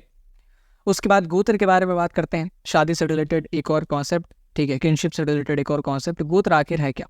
तो गोत्र जो है वो लोगों की आइडेंटिटी होती थी, और इनके जो नाम है वो वैदिक सेजेस, वैदिक ऋषि जो थे उनके नामों पे आधारित थे। फॉर एग्जांपल एक गोत्र हो गया गौतमी, वो भी गौतम एक वैदिक ऋषि थे। एक गोत्र हो गया प्रजापति, तो वो भी एक वैदिक ऋषि थे। तो ईच गोत्र वॉज डिराइव्ड, एक वशिष्ठ गोत्र था तो वो भी ऋषि थे। ईच गोत्र was derived from the name of वैदिक सेजेस। गोत्र को लेके एक कॉमन नोशन था कि जैसे मान लो कोई गौतम गोत्र का है या कोई कश्यप गोत्र का है, तो जितने भी लोग कश्यप गोत्र के हैं वो सारे एक ही ऋषि के डिसेंडेंट है। दैट मीन्स एक तरीके से वो एक भाई की तरह, वो एक ही लीनिएज के हुए। So people of same gotra are considered to be the descendant of that Vedic sage. जो कश्यप गोत्र के हैं वो कश्यप के वंशज माने जाएंगे, जो गौतम गोत्र के हैं उनके वंशज माने जाएंगे, जो भारद्वाज गोत्र के हैं उनके वंशज माने जाएंगे। और इसीलिए गोत्र से रिलेटेड कुछ नियम कानून बनाया गया था। पहला नियम कानून कि भाई सेम गोत्र के लोग शादी नहीं कर सकते, क्योंकि अगर दो कश्यप गोत्र के लोग शादी करेंगे दैट मीन्स दो भाई बहनों ने शादी की, और ये किनफुक्स में शादी तो हमने पीछे प्रोहिबिट की हुई थी। इसके अलावा एक और नियम था, शादी के बाद जो महिला थी उसको अपने पिता का गोत्र छोड़ के, अब तक फॉर एग्जाम्पल उसके पिता का गोत्र कश्यप था तो अब तक उसका भी गोत्र कश्यप था, बट उसकी शादी होती है किसी भारद्वाज गोत्र के आदमी से, पुरुष से, तो अब उसका गोत्र भारद्वाज हो जाएगा। So girls had to leave gotra of her father after marriage which was to be followed by the adoption of gotra of her husband. अपने पिता के गोत्र का त्याग करके वो अपने पुरुष अपने पति के गोत्र को अपनाते थे। So that was basically the concept of गोत्र। फिर एक कॉन्सेप्ट आया यहाँ से मेट्रोनिमिक्स का। मेट्रोनिमिक्स मतलब अपने माता या जो फीमेल पेरेंट है उनके गोत्र के नाम से या उनके नाम से अपना नाम डिराइव करना। फॉर एग्जाम्पल बहुत सारे जो सातवाहना रूलर्स से उन्होंने इस मेट्रोनिमिक सिस्टम को फॉलो किया। जैसे उनके नाम अगर देखिए गौतमी पुत्र शतकर्णी, तो यहाँ पे गौतमी इज द गोत्र ऑफ दियर मदर, या उन्होंने उनकी माँ ने अपने गोत्र के नाम पे अपना नाम रख दिया गौतमी, गौतमी का बेटा शतकर्णी। तो एक्चुअल में जो रूलर है उसका नाम शतकर्णी है, but in the full name आपको मेट्रोनिमिक्स देखने को मिलेगा। This is the practice of deriving one's name from the mother's name. Mother का गोत्र है Gautami and then they are saying I am Gautamiputra Satakarni, मैं गौतमी का बेटा शतकर्णी। वैसे ही वशीठी पुत्र पुलमयी, पुलमयी जो है वह राजा का नाम है, बट वशीठी उनके माता का गोत्र का नाम है, ठीक है। सो ये मेट्रोनिमिक्स गोत्र का भी नाम हो सकता है, या उनके माता का नाम का इस्तेमाल करना, ये भी मेट्रोनिमिक्स का एग्जाम्पल है। मेनली तो गोत्र का ही इस्तेमाल करता है। मेट्रोनिमिक्स का एग्जाम्पल हमें सातवाहना डायनेस्टी के रूलर्स के नामों में तो मिलता ही है। इसके अलावा एक उपनिषद था बृहदारण्यक उपनिषद, बहुत पुराना है, उसमें भी जो स्टूडेंट्स से बहुत सारे उन्होंने भी अपने नाम में अपने माता के गोत्र का नाम इस्तेमाल किया। मेट्रोनिमिक्स को लेके एक मिथ ये समझ लें कि ऐसा नहीं है कि अगर माता के गोत्र का मैं अपने नाम में इस्तेमाल कर रहा हूँ दैट मीन्स मैंने अपनी डिसेंडेंसी माता के साइड से ट्रेस की है, मैं माता के साइड का वंशज नहीं, पिता के साइड का ही वंशज हूँ। यानी कि मैं कोई मेट्रिलिनी फॉलो नहीं करता, मैं पैट्रिलिनी ही फॉलो करता हूँ। दैट इज जस्ट कि मैंने अपने नाम में अपने माता का गोत्र का नाम लगाया हुआ है। अगर मैं मेट्रिलिनी फॉलो करता तो मैं अपने नाना की गद्दी पे बैठ रहा होता, ना कि अपने पिता की गद्दी पे, और मेरे पिता के बाद मेरी बहनें भी गद्दी पे बैठ सकती थी अगर मैट्रिलिनी फॉलो किया जाता तो। सो ये एक मिथ आप यहाँ पे क्लियर कर लें। फिर गोत्र के जो नॉर्म थे उसको भी वायलेट किया जाता था। फॉर एग्जाम्पल अगर हम बात करें सातवाहन रूलर्स की, तो हमें उनके एविडेंसेस से, इंस्क्रिप्शन से कई बार ये पता लगा है कि उन्होंने अपने ही गोत्र में शादियाँ की है, अपने ही गोत्र के महिलाओं से शादियाँ की है। पॉलीगैमी करते थे ये, बहुत सारी महिलाएं होती थी, तो उसमें कई बार सेम गोत्र की महिलाएं देखने को मिली है कि रूलर का भी वही गोत्र है और जो रानी है उनका भी वही गोत्र है। सो ये एक वायलेशन हो गया। इसके अलावा एक वायलेशन ये भी है, जैसे गोत्र में एक नॉर्म ये था ना कि आप क्या कर सकते हैं, महिलाओं को क्या करना था कि वो जब शादी करती हैं तो अपने पिता का गोत्र छोड़ के अपने पति का गोत्र अडॉप्ट करेंगी। बहुत सारी सातवाहन रानियों ने अपने पिता का गोत्र नहीं त्यागा, वही नाम कंटिन्यू करती हैं, अपने पति का गोत्र अडॉप्ट नहीं करती है। That is again a violation of गोत्र नॉर्म्स। तो आप देख सकते हैं यहाँ पे एक गोत्र में विवाह भी हो रहा है, और जो वो नियम था एक गोत्र को त्याग के अपने पति के गोत्र का एडॉप्शन करना, वो भी यहाँ पे वायलेट किया जा रहा है। So that was all about the gotra, that was all about the marriages, kinship. तो जब भी किनशिप, मैरिज, पैट्रिलिनी से रिलेटेड सवाल है, गोत्र से रिलेटेड सवाल है, तो इन सब को जोड़ के आप एक अच्छा 8 मार्कर आंसर बना सकते हैं। मैं आपसे कहूँगा कि आप जब भी ऐसे सवाल आए तो किनशिप का एक प्रॉपर हेडिंग बनाएं, और उसकी जैसे तीन टॉपिक आपसे पूछा गया, किनशिप, फिर मैरिजेस एंड फिर गोत्र, तो तीनों का अलग हेडिंग बनाएं, और फिर उनके अंदर किनशिप के कॉन्सेप्ट को डिस्क्राइब करें, मैरिजेस के अंदर मैरिजेस के कॉन्सेप्ट को डिस्क्राइब करें, गोत्र के अंदर गोत्र के कॉन्सेप्ट को डिस्क्राइब करें। नाउ मूविंग फॉरवर्ड, जो समाज था वो किस तरीके से कैटेगराइज था, किस तरीके से हायरार्की बनी हुई थी, तो उस कास्ट सिस्टम, उस वर्ण व्यवस्था को भी समझना जरूरी है। So in the next slide we are going to learn about varna vyavastha, caste system. तो सामाजिक अंतर की बात करें, सोशल डिफरेंस की बात करें, तो धर्मशास्त्र के अनुसार सोसाइटी जो थी वो 4 वर्णों में वर्जित थी, मतलब वर्गित, ऑर्गेनाइज थी, कैटेगराइज थी। वो जो 4 वर्ण है आपके सामने, वर्ण हायरार्की है। सबसे पहले आते थे ब्राह्मण, उसके बाद आते थे आपके क्षत्रिय, उसके बाद आते थे आपके वैश्य, उसके बाद आते थे आपके शूद्र। धर्मशास्त्र में वर्णन है, बट धर्मशास्त्र में ये रेफरेंस दिया गया है कि इसकी उत्पत्ति ऋग्वेद से होती है। उसमें एक श्लोक है पुरुष सूक्तम करके, उसमें कहा गया है कि जो आदि पुरुष है उनके मुख से ब्राह्मण निकले हैं, इसलिए वो सबसे सुप्रीम है। उसके बाद उनकी बाजू, चूंकि वो बाजू मुख से थोड़ा नीचे होता है, उससे क्षत्रिय निकले। फिर उनके जांघ से वैश्य निकले हैं, तो वो थोड़ा उससे नीचे हो गए। और फिर शूद्र जो है वो उनके चरण से निकले हैं। So basically this kind of reference was given to authorise this varna hierarchy. अब इस वर्ण हायरार्की की बात करें तो इसके ऑक्यूपेशंस को भी देख लेते हैं। जैसे हमने कैटेगराइज कर दिया कि जितने भी लोग हैं या तो ब्राह्मण होंगे, या क्षत्रिय होंगे, या वैश्य होंगे, या शूद्र होंगे। इसके अलावा भी कैटेगरी थी, ठीक है, इसके वर्ण व्यवस्था के बियॉन्ड भी लोग एंड कम्युनिटीज रहती थी। अनटचेबल्स थे, कुछ uncivilised, so called by the Sanskrit tradition, उनके बारे में भी पढ़ेंगे। सो पहले ये जो 4 वर्ण है, इनमें किस तरीके से ऑक्यूपेशंस डिवाइड किए गए थे उसको देख लेते हैं। इससे रिलेटेड सवाल भी बहुत बार बोर्ड में पूछा गया। तो ब्राह्मण जो थे उनको कहा गया कि आप वेद पढ़ सकते हैं एंड पढ़ा भी सकते हैं। वेदों की जो संस्कृत है वो बहुत डिफिकल्ट थी, महाभारत की संस्कृत या रामायण की संस्कृत से बहुत डिफिकल्ट, तो सब लोग वो नहीं पढ़ सकते थे। तो इनको पढ़ना और पढ़ाना दोनों ऑर्डर दिया गया। उसके बाद वो यज्ञ कर भी सकते थे और करवा भी सकते थे, perform sacrifices and get sacrifices perform, किसी और के द्वारा करवा भी सकते थे। इसके अलावा they can receive the gifts and they can gift the gifts, वो गिफ्ट दे भी सकते थे, वो रिसीव भी कर सकते थे। क्षत्रियों को क्या कहा गया, आप वेद पढ़ सकते हैं लेकिन पढ़ा नहीं सकते, वो अधिकार ब्राह्मणों के पास ही है क्योंकि वो स्कॉलर्स है। उसके बाद आपका काम है वॉरफेयर, जंगे लड़ना, लोगों का बचाव करना, एडमिनिस्ट्रेशन करना, जस्टिस डिलीवर करना, एंड सेक्रीफाइस आप कर नहीं सकते खुद से, लेकिन आप अनुष्ठान करवा सकते हो किसी ब्राह्मण की मदद से। तो सेक्रीफाइस करने का अधिकार केवल और केवल, सेक्रीफाइस मतलब अनुष्ठान, ये करने का अधिकार केवल और केवल ब्राह्मणों के पास था। क्षत्रिय करवा सकते थे, किसी ब्राह्मण के द्वारा वो करवा सकते थे। फिर क्षत्रिय गिफ्ट्स दे सकते थे, गिफ्ट्स रिसीव नहीं कर सकते थे, गिव द गिफ्ट्स, एंड वो देंगे ऑब्वियसली किसे, वो तो ब्राह्मणों को ही देंगे। वैश्य ये भी वेद पढ़ सकते थे बट पढ़ाने का अधिकार इनको भी नहीं था। फिर एग्रीकल्चर ये कर सकते थे, पेस्टोरलिज्म कर सकते थे, ट्रेड कर सकते थे, एंड अगेन ये भी यज्ञ अनुष्ठान करवा सकते थे, कर नहीं सकते थे।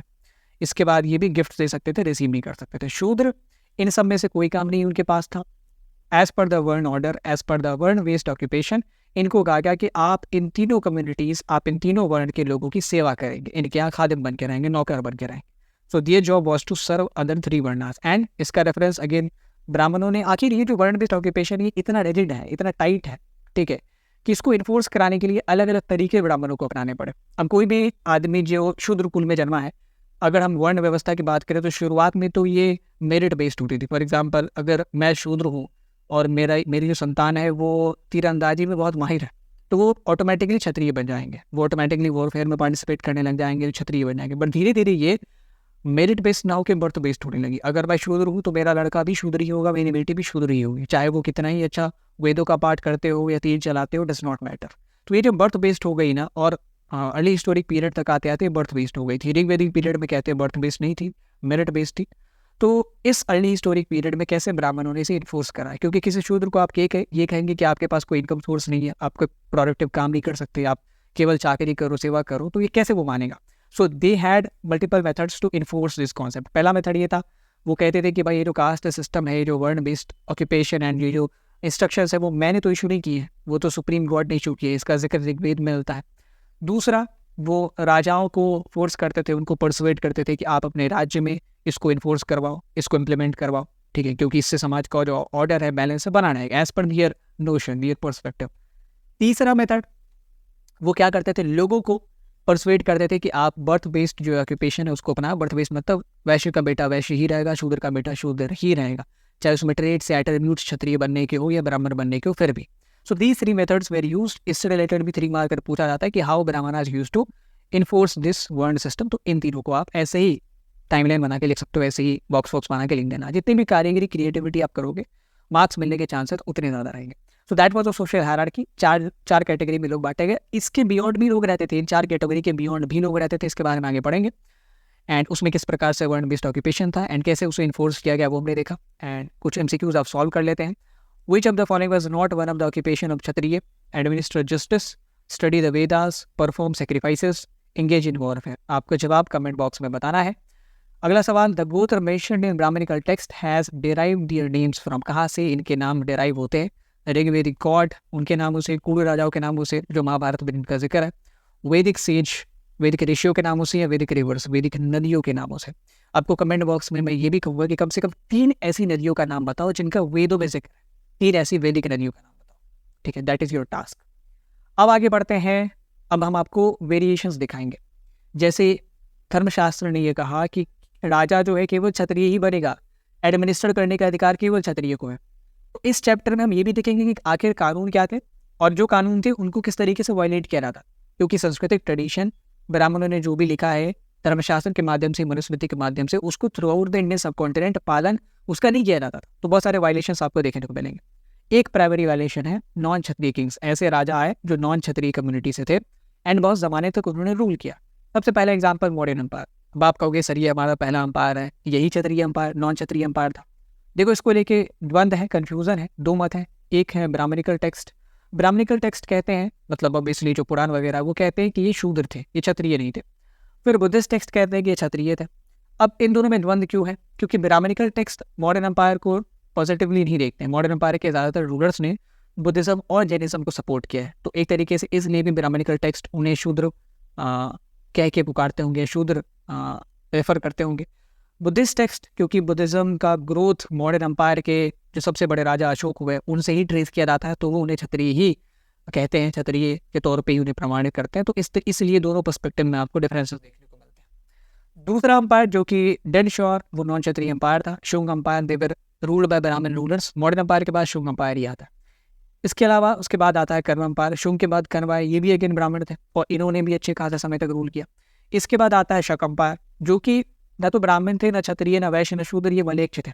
ऐसे लोग जो नॉर्थ वेस्ट से आए, बाहर से आए, यानी कि अफगानिस्तान के उस पार से आए, ठीक है, जो अफगानिस्तान भी उस जमाने में हमारा ही पार्ट होता था, तो उसके पार से आने वाले लोग मलेच्छ कहलाते थे। इसलिए जो इस्लामिक इन्वेडर्स आए उनको भी मलेच्छ की कैटेगरी में रखा जाता है। तो चाहे शक हो गए, यमन हो गए, अलेक्जेंडर हो गए, सब मलेच्छ हो गए। तो ये जो वर्ण ऑर्डर में लोग हैं, इनके बियॉन्ड भी लोग आके रूल कर रहे हैं एंड अच्छे खासे समय तक रूल कर रहे हैं, ठीक है। इसके अलावा सातवाहन एम्पायर जो साउथ इंडिया में, आंध्र प्रदेश में, महाराष्ट्र में रूल करते थे, ये भी ब्राह्मण रूलर्स थे, ये भी क्षत्रिय नहीं थे। एंड इवन इन्होंने तो एक स्टेप और आगे जाके, थे तो ब्राह्मण, चुपचाप रूल नहीं कर रहे थे।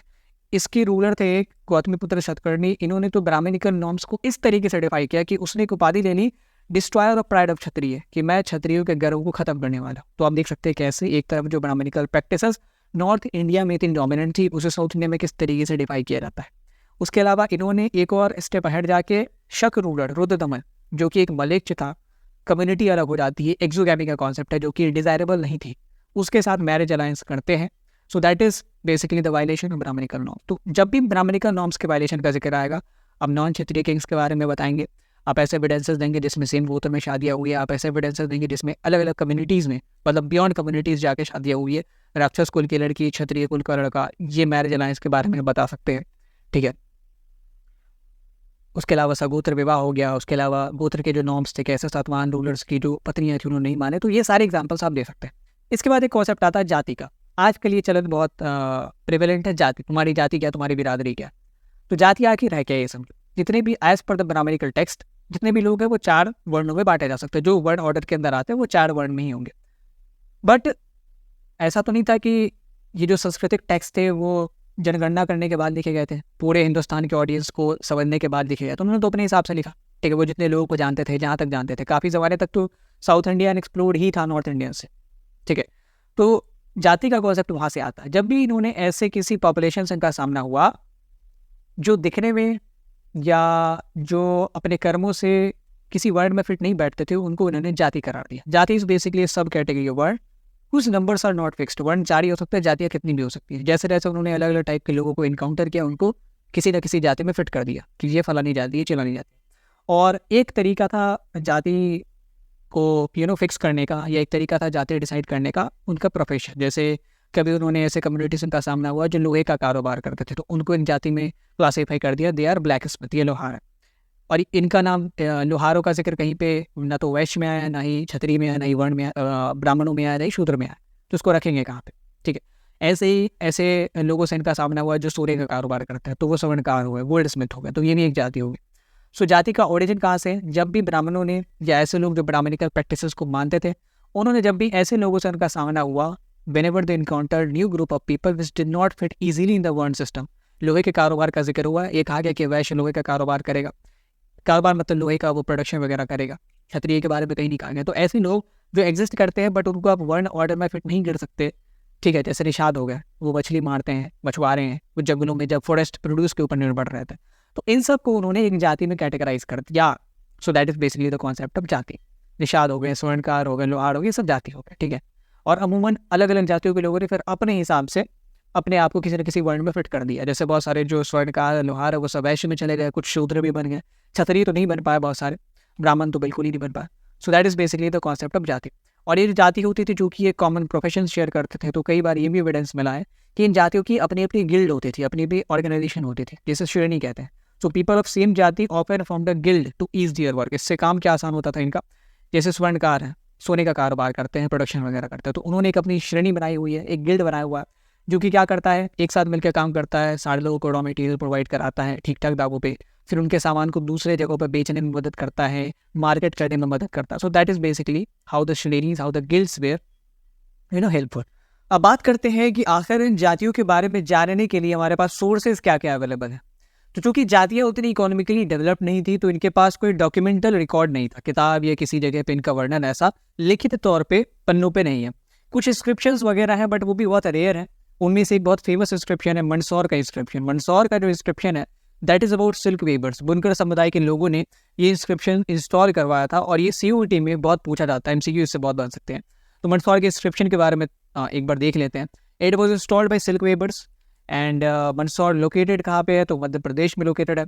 अच्छा, जब हम इस इंस्क्रिप्शन को पढ़ते हैं तो हमें बहुत सारी जो हमारे मिथ्स है जातियों को लेकर, जैसा अभी हमने पढ़ा है कि एक जाति के लोग हमेशा एक ही प्रोफेशन शेयर करते थे। फॉर एग्जांपल, अगर वो गोल्ड स्मिथ कम्युनिटी के लोग हैं तो सारे सुनारी होंगे, अगर लोहार है तो सारे लोहारी होंगे। तो ये इंस्क्रिप्शन जो है इस मिथ के ऊपर पर्दा हटाता है। इस इंस्क्रिप्शन को जब आप पढ़ोगे, मैं यहाँ पे क्रक्स आपको बताता हूँ। इसमें कहा गया है कि सिल्क वीवर्स ने अपने लोगों के बारे में लिखा है कि इनमें से कुछ लोग ऐसे हैं जो म्यूजिक में बहुत ज़्यादा इंटरेस्टेड हैं, कुछ लोग ऐसे हैं जिनको लिखने का बड़ा शौक है, बायोग्राफीज लिखने का बड़ा शौक है, कुछ लोग ऐसे हैं जो बहुत विनम्र है और रिलीजियस एक्टिविटीज़ में पार्टिसिपेट करना चाहते हैं, कुछ लोग ऐसे हैं जो वैदिक एस्ट्रोनॉमी साइंस वगैरह को मास्टर कर चुके हैं, कुछ लोग ऐसे हैं जो वॉरफेयर में इंटरेस्ट रखते हैं, ठीक है, वो बैटल लड़ना चाहते हैं। तो इससे ये चीज़ पता चलती है कि ज़रूरी नहीं था कि एक जाति के लोग हमेशा एक ही कॉमन प्रोफेशन शेयर करते थे। और इस चैप्टर में आप यही चीज़ देखोगे कि जो भी चीज़ लिखित है, जो भी चीज़ों का वर्णन या जिस भी चीज़ों के बारे में सांस्कृतिक ट्रेडिशन ने बताया कि फलानी जाति है, इसको अपने जाति के रूप में इसलिए कैटेगराइज किया बिकॉज हमने देखा कि ये एक कॉमन प्रोफेशन शेयर करते थे। हर एक जगह पे आपको उसका खंडन देखने को मिलेगा। सगोत्र विवाह, उसका भी खंडन देखने को मिला, एक्सेप्शंस एग्जाम्पल्स देखने को मिले एक्सेप्शनल। फिर गोत्र से रिलेटेड जो नॉर्म्स थे, फिर मैरिजेस से रिलेटेड जो नॉर्म्स थे उनको भी खंडित किया गया, उनको भी वायलेट किया गया. सो that was all about the जाति. तो यहाँ से एक चीज़ पता चलती है, और अगर ऐसा होता, ऐसा डेविएशन ना होता, तो आज भी जितने भी सोनार कम्युनिटी के लोग हैं वो सारे सोने के कारोबार में ही होते हैं. कोई पढ़ लिख के मैनेजर या किसी जगह पे जॉब या बिजनेस थोड़ी करता कोई और. ठीक है, तो that is basically the ancient deviation. अब आगे बढ़ने से पहले एक और यहाँ पे छोटा सा बॉक्स है, हालांकि CUT के लिए इंपॉर्टेंट है, बोर्ड के लिए तो है नहीं, क्योंकि ये बॉक्स बोर्ड में नहीं आते. इस कलर के बॉक्स आपके बोर्ड में नहीं पूछे जाते. इसमें जिक्र है, इसमें कुछ कुछ टर्म्स हैं, आप उनको समझ सकते हो. इसमें एक किताब का जिक्र है, एक ड्रामा है मृच्छकटिका करके, वो शूद्रक ने लिखा है. Again an important MCQ. Shudraka एक लेखक है, एक कथाकार है, 4वीं शताब्दी के, जो C not BC Gupta period था. उस टाइम लिटरेचर अपने चरम पे है. और इस मृच्छकटिका जो प्ले है, इसमें उन्होंने चारुदत्त नाम के एक मर्केंट के बारे में बताया, जिसको कि ब्राह्मण भी कहीं रेफर किया गया. तो जो चारुदत्त से वनिक, मर्केंट वर्ड के लिए वनिक शब्द का इस्तेमाल किया गया. तो वनिक जो टर्म है दैट वाज यूज्ड फॉर मर्केंट. तो ये भी MCQ में पूछा जा सकता है कि वनिक term was used to designate home. तो इस तरीके से MCQ में, CUT में MCQs आपसे पूछे जा सकते हैं. Going ahead with the MCQs. नवा MCQ है, which of the following ruler entered into a marriage alliance with शक रूलर रुद्रदमन फर्स्ट? समुद्रगुप्त, अशोका, रुद्रसेन या गौतमी पुत्र शतकर्णी? जवाब आपको अगेन कमेंट बॉक्स में बताना है. अगला सवाल, 10वां सवाल. The inscription of Mandsaur records the history of which community? Goldsmith, silk weavers, blacksmiths या नोमैडिक पैस्टोरलिस्ट? अगेन आपको कमेंट बॉक्स में जवाब बताना है. हम अब आगे बढ़ेंगे और देखेंगे कि ये जो वर्ण ऑर्डर है, वर्ण ऑर्डर क्या था? ब्राह्मण, क्षत्रिय, वैश्य, शूद्र. इसके बियॉन्ड कुछ जातियां आ गई. ठीक है, फिर उन्होंने अपने आप को किसी न किसी वर्ड में सेटल कर लिया. जैसे गोल्ड स्मिथ है, उन्होंने बाद में अपने आप को वैश्य वर्ण में सेटल कर लिया. लोहार भी अपने आप को वैश्य वर्ण में सेटल कर लेते हैं. कुछ अपने आप को शूद्र वर्ण में सेटल कर लेते हैं. तो that was a long term process. But कुछ कुछ ऐसी कम्युनिटीज थी जो वर्ण ऑर्डर में फिट बैठती ही नहीं थी. दे वर ऑलवेज बियॉन्ड द वर्ण ऑर्डर. ठीक है, they could not be inculcated into the वर्ण ऑर्डर. उन कम्युनिटीज के बारे में जानते हैं, बियॉन्ड वर्नास. उन कम्युनिटीज के साथ वर्ण व्यवस्था के लोगों का किस तरीके से आदान प्रदान था, उनके आइडियाज़ का, उनके रिलेशन का, बिलीव्स का, उसको देखते हैं. सबसे पहले ऐसी कम्युनिटीज़ के बारे में जानते हैं, विच वेयर बियॉन्ड वर्नास. तो सांस्कृतिक टेक्स्ट जो है वो ऐसी कम्युनिटीज़ जो ब्राह्मणिकल आइडियाज़ और सांस्कृतिक नॉर्म्स, कानूनों को नहीं मानती हैं, उनको असभ्य मानते थे, उनको ऑड कहते थे कि ये अलग है हमसे, ये असभ्य है, सिविलाइज नहीं है. और उन कम्युनिटीज़ में आते कौन कौन थे? निषाद. अगेन हमने बताया था ना निषाद करके कि एक कम्युनिटी थी जो फॉरेस्ट वगैरह में रहते थे. उनके जो तौर तरीके थे वो ब्राह्मणिकल नॉर्म से मिलते जुलते नहीं थे. उन तरीकों के विवाह, उन तरीकों के गोत्र के रूल्स में उनका विश्वास नहीं था. ऐसे ही दूसरी कम्युनिटी है मलेच्छ. मलेच्छ मतलब the people who came from north west. तो उनका भी जो तौर तरीका है वो अलग ही होगा. फिर नोमैडिक पैस्टोरलिस्ट, फॉरेस्ट ड्वेलर्स वगैरह, इन सबको ये असभ्य मानते थे, सिविलाइज मानते थे. क्यों? क्योंकि ये सांस्कृतिक टेक्स्ट में इनको सिविलाइज माना गया, क्योंकि ये सांस्कृतिक नॉर्म्स को, ब्राह्मणिकल नॉर्म्स को नहीं मानते थे. और एक एग्जाम्पल भी है, एक सोर्स भी है आपके किताब में कि निषाद बालक जो है एकलव्य, उसको द्रोणाचार्य धनुर्विद्या सिखाने से इसलिए मना करते हैं क्योंकि वॉरफेयर सीखना जो है केवल क्षत्रियों का राजधर्म था. दैट वाज बेसिकली किस तरीके से धर्मशास्त्र का पालन करते हैं द्रोणाचार्य. अब ये कुछ उनको अनसिविलाइज्ड कहना ठीक वैसा ही है जैसा अंग्रेजों ने जब कॉलोनाइज करना शुरू किया पूरे के पूरे ओरिएंटल वर्ल्ड को, एंड इवन जो वेस्टर्न वर्ल्ड था अमेरिका का, उसको. तो अलग अलग इतिहासकार, जेम्स मिल का आपने नाम सुना होगा, दे टर्म दिस की ये जो इनका कॉलोनाइजेशन हो रहा है ये बहुत अच्छा है, क्योंकि जो ईस्टर्न वर्ल्ड है वो बहुत अनसिविलाइज्ड है. तो वेस्टर्न वर्ल्ड के लोग जब तक उसे कॉलोनाइज नहीं करेंगे तब तक ये सिविलाइज्ड होगा नहीं. तो इस प्रकार का ही माइंडसेट ये दिखाता है. इसके बाद बात करें इंटीग्रेशन का. अब आपको ये लगता होगा कि जो वर्ण ऑर्डर के लोग थे, ब्राह्मण, वैश्य, क्षत्रिय, शूद्र, और जो बियॉन्ड वर्नास है जैसे निषाद हो गया, मलेच्छ हो गया, नोमैडिक पैस्टोरलिस्ट हो गए, ये अलग अलग ही रहते होंगे. इनके बीच मिलना जुलना नहीं होता होगा, इनके बीच विचारों का, संबंधों का आदान प्रदान नहीं होता होगा. तो ऐसा नहीं है, यहाँ पे भी एक्सेप्शन है. कई मैरिजेस ऐसी हुई है जो बियॉन्ड वर्नास हुई, जैसे भीम और हिडिंबा की शादी. भीम क्षत्रिय कुल के हैं, वर्ण ऑर्डर के विदीन. हिडिंबा राक्षस कुल की है, बियॉन्ड वर्ण ऑर्डर. अगेन एक और एग्जाम्पल, सतवार रूलर गौतमीपुत्र शतकर्णी, शायद उनका लड़का था, जो कि अगेन ब्राह्मण कुल के हैं, बियॉन्ड विदिन द वर्ण ऑर्डर. एंड शक डायनेस्टी के जो राजकुमारी थी, शायद रुद्रदमन की पुत्री थी, तो उनके साथ शादी हुई. तो जो ये शक डायनेस्टी है वो मलेच्छ हैं, वो बियॉन्ड वर्ना. तो इस तरीके के इंटीग्रेशन के एग्जांपल्स आपको देखने को मिलेंगे. तो जब भी ये वायलेशन की बात आए कि सांस्कृतिक नॉर्म्स का किस तरीके से वायलेशन होता था, आप इन एग्जांपल्स को कोट कर सकते हैं. अब आगे बढ़ते हैं. बियॉन्ड वर्ण ऑर्डर में एक कम्युनिटी थी जिसका इतिहास सबसे ज़्यादा काला है, जिसका इतिहास सबसे ज़्यादा पीड़ादायी और सबसे ज़्यादा दर्दनाक है. दे वर अनटचेबल्स. उनके बारे में जानते हैं. अनटचेबल्स ऐसे भी जानना ज़रूरी है क्योंकि अछूत प्रथा जो है वो बहुत दिनों तक चली आ रही थी, अभी भी अनफॉर्चुनेटली कुछ कुछ इलाकों में चलती है. तो इसका इतिहास समझना ज़रूरी है. हु वर अनटचेबल्स, पहले तो जानते हैं। एंड ये बोर्ड के पर्सपेक्टिव से भी इंपॉर्टेंट है, कई बार 8 मार्कर में सवाल आए हैं अनटचेबल्स की लाइफ का एक चित्रित वर्णन करें आप। तो अनटचेबल्स आखिर थे कौन? अनटचेबल्स वो थे जो इम्प्योर एक्टिविटीज़ करते थे। ब्राह्मणिकल टेक्स्ट में जितनी भी एक्टिविटीज़ है उनको 2 कैटेगरी में बांटा गया, प्योर एंड इम्प्योर। तो जो प्योर एक्टिविटीज़ करते थे वो ब्राह्मण हो सकते थे, शूद्र हो सकते थे, वैश्य हो सकते थे, क्षत्रिय हो सकते थे। इवन शूद्र भी बहुत हद तक प्योर एक्टिविटीज़ करते थे, बट ये जो इम्प्योर एक्टिविटीज़ करते थे दे वर अनटचेबल्स। अब एक्टिविटीज़ इम्प्योर प्योर कैसी थी वो आगे देखेंगे। और अनटचेबल्स को कहीं पे चांडाल भी कहा गया। तो चांडाल is same word that was used for untouchable. चांडाल अनटचेबल्स की कैटेगरी भी ही आते थे, और भी बहुत सारे नाम यूज़ किए गए होंगे, बट चांडाल is one of the term used for untouchables. And आपको ये भी समझना ज़रूरी है कि प्योर एक्टिविटीज़ और इम्प्योर एक्टिविटीज़ कौन कौन है। प्योर एक्टिविटीज़ मतलब वो सारी एक्टिविटी जो मतलब किसी न किसी रिचुअल, सेक्रीफाइस या एडमिनिस्ट्रेशन, जस्टिस, डिलीवरेंस, ट्रेड वगैरह इन सब से जुड़ी हुई है, ठीक है। इम्प्योर एक्टिविटीज़ मतलब ऐसी एक्टिविटीज़ जो इमोशनली तौर पर बहुत घृणात्मक होती है, जैसे लाशों को इधर से उधर करना, ठीक है, मरे हुए जानवरों को, मरे हुए आदमियों के लाशों को ठिकाना लगाना। So these very pure activities, मैला ढोना, ये सब चीज़ें जो है अनटचेबल्स करते थे। और अनटचेबल्स आप ये ना समझे कि शूद्र की कैटेगरी भी आते थे, शूद्र से भी नीचे होते थे। They were not in the वर्ण ऑर्डर। शूद्र इनसे बहुत ऊपर आया हायरार्की में, शूद्र से भी नीचे होते थे, एंड इसीलिए इनके लिए बहुत कड़े कानून बनाए गए थे, because they were beyond the वर्ण ऑर्डर। एंड इनकी समाज में जो है प्रेजेंस होती थी, क्योंकि ये सब काम करेगा कौन? आप खुद ही सोचो, जब ये वर्थ बेस्ड ये सिस्टम हो गया तो किसी ने मजबूरी में इन कामों को करने का जिम्मा उठाया होगा कि मेरे पास कोई काम नहीं है तो मैं क्या करूँगा, लोगों की लाशों को डिस्पोज कर दूंगा, मरे हुए जानवरों की लाशों को डिस्पोज कर दूंगा। अब उसने वो काम करना शुरू किया मजबूरी में। अब चूंकि तब तक जो ये सिस्टम था पूरा बर्थ बेस्ड हो गया था, तो अब उसके बच्चे भी वही काम करेंगे। अब वो अनटचेबल है तो उसके बच्चे भी अनटचेबल्स होंगे, एंड उनको भी इन सारे कानूनों को मानना पड़ेगा, विच वर प्रिस्क्राइब्ड बाय द मनुस्मृति। अब क्या क्या कानून थे उसको देख लेते हैं। तो जो चांडाल थे, जो अनटचेबल्स थे, उनको विलेजेस में रहने की अनुमति नहीं थी। They had to live outside the village. उनको छोड़े हुए बर्तनों को इस्तेमाल करने के लिए कहा गया था कि आप नए बर्तन नहीं इस्तेमाल कर सकते, जो लोग जिन बर्तनों को फेंक देते हैं आप उसको यूज़ करें। ऐसे ही आप नए कपड़े नहीं पहन सकते, जो मरे हुए लोगों के कपड़े हैं जिनको आप जब जलाते हो, चांडालों का काम शमशान घाट में भी होता बाय द वे, तो उनके कपड़े आप पहने। और एक ये बड़ी खास चीज़ कि आप सोने चांदी के आभूषण नहीं पहन सकते, आप लोहे के आभूषण पहने। और लोहे के आभूषण को पहनने की इजाज़त इन्हीं को थी, इसलिए क्योंकि जब आप लोहे के आभूषण पहनेंगे तो आप पहचान में आ जाएंगे कि आप चांडाल हैं। इससे लोग आपसे दूरी बनाए रखेंगे, ठीक है। कई लोग तो छूने से दूरी बनाते थे, कई लोग तो उससे भी ज़्यादा आगे बढ़ते थे, वो देखना भी नहीं चाहते थे, ठीक है। दे अवॉइडेड सीइंग चांडाल्स। फिर चांडालों को कहा गया था कि आप रात में विलेजेस या सिटी में घूम नहीं सकते, they could not walk in the villages and cities. फिर उनको उन आदमियों की बॉडीज़ को डिस्पोज करना होता था जिनका कोई रिलेटिव नहीं है, ठीक है, जो हो सकता है किसी वॉर में या किसी जानवरों के द्वारा मार दिए गए हो। फिर they had to work as executioner, जल्लाद के तौर पे इनसे काम लिया जाता था।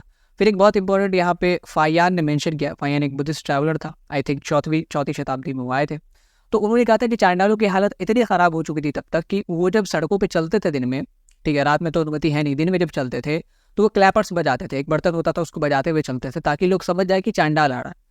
और लोग इसके बाद करेंगे क्या, तो वो अपने घरों के दरवाजे, दुकानों को बंद कर लेंगे ताकि उन्हें उसे देखना ना पड़े, छूना तो दूर की बात, they used to avoid seeing them. तो this was basically the rules as per Manusmriti for the Chandals, for the untouchables. तो आप समझ सकते हैं कि इतनी कठोर लाइफ इनकी होगी। बट अगेन, जैसा कि हमने अभी तक देखा है कि ये जितने भी नॉर्म्स थे जो बहुत स्ट्रिक्ट थे, उनको यूनिफॉर्मली फॉलो नहीं किया जाता था, और यूनिफॉर्मली फॉलो करेंगे भी कैसे, ये तो जुल्म ही है ना। तो रियलिटी में इसका डिनायल होता था। सो अ डिफरेंट रियलिटी फॉर चांडाल, not always this accepted this life of deprivation and subordination, हमेशा इस लाइफ को वो एक्सेप्ट नहीं करते थे। वी हैव एविडेंसेस जहाँ पे चांडालों ने रिटेलिएट किया है कि हम आपके इन कानूनों को, नियमों को नहीं मानेंगे। एक एविडेंस हमें मिलता है, बुद्धिस्ट टेक्स्ट है मातंग जाटका करके, जातक कहानी, इसमें मातंग नाम के चांडाल के बारे में बताया गया कि वो बोधिसत्व बनते हैं बाद में जाके। उन्हें बहुत बुरा लगा जब एक व्यापारी की बेटी ने उन्हें देखने से मना कर दिया। फिर उन्होंने गुस्सा होकर जो है बोधिसत्व बन गए, फिर उसी लड़के से शादी किया। फिर उस लड़की का जो बेटा था वो बहुत बड़ा ब्राह्मण भक्त था, तो एक बार वो चूँकि सन्यासी हो गए थे, तो एक बार उसके दरबार में खाने आते हैं, ब्राह्मणों को खिलाता था वो बहुत। तो उसका पिता भेष बदल के आता खाना खाने, तो उसने मना कर दिया खिलाने से, क्योंकि तुम चांडाल हो। इसके बाद वो विलुप्त हो गए, जिसको कहता है ना अदृश्य हो जाना, इनविजिबल हो जाना, वो हो गया। तो इस प्रकार से ये पता चलता है। और ये बुद्धिस्ट टेक्स्ट में, ब्राह्मणिकल टेक्स्ट में तो आपको बताया नहीं जाएगा कि ये डिफाइज ऐसा होता था, डिनायल होता था। तो कुछ एविडेंस ऐसे हैं जिसमें पता चलता है कि चांडाल not always accepted this life of deprivation and subordination. अब आगे बढ़ने से पहले कुछ MCQs सॉल्व कर लेते हैं। The people who handled corpses and dead animals were called, कौन इन चीज़ों को जो हैंडल करते थे उन्हें क्या कहा जाता था? निषाद, शूद्र, चांडाल या वणिक। Next MCQ, which Buddhist pilgrim has mentioned that the untouchables had to sound a clapper in the street? Wensang, Fayan, Itsing, या नन ऑफ द अबव? आपको अपना जवाब हमें कमेंट बॉक्स में बताना है। ये एक इंपॉर्टेंट क्वेश्चन है as per the perspective of CUET। इस बुद्धिस्ट पिलग्रिम का बहुत बार जिक्र आया है। अब आगे बढ़ते हैं। हमने सोशल डिफरेंसेस देख लिए वर्ण ऑर्डर के हिसाब से। अब इकोनॉमिक डिस्ट्रीब्यूशन के हिसाब से कि रिसोर्सेज का जिस तरीके से डिस्ट्रीब्यूशन था उस लेवल पे कैसे डिफरेंसेस थे, ठीक है, उसको देख लेते हैं। तो उसमें 2 पैमाने हैं, एक तो जेंडर बेस्ड डिफरेंसेस और एक वर्ण बेस्ड डिफरेंसेस कि किस वर्ण के पास ज़्यादा पैसा था। तो पहले जेंडर बेस्ड डिफरेंसेस देख लेते हैं कि पुरुष और महिलाओं में रिसोर्सेज का डिस्ट्रीब्यूशन हुआ कैसा था। तो मनुस्मृति, जो कि उस जमाने का एक फेमस लीगल टेक्स्ट है, वो वेल्थ डिस्ट्रीब्यूशन पे क्या कहता है उसे देखते हैं। वो कहता है कि जो पैटर्नल एस्टेट है, जायदाद है, उसे बेटों में बांटना चाहिए इक्वली, और जो बड़ा बेटा है उसको एक स्पेशल शेयर मिलना चाहिए। सो एक छोटा सा प्रिविलेज बड़े बेटे को मिलेगा।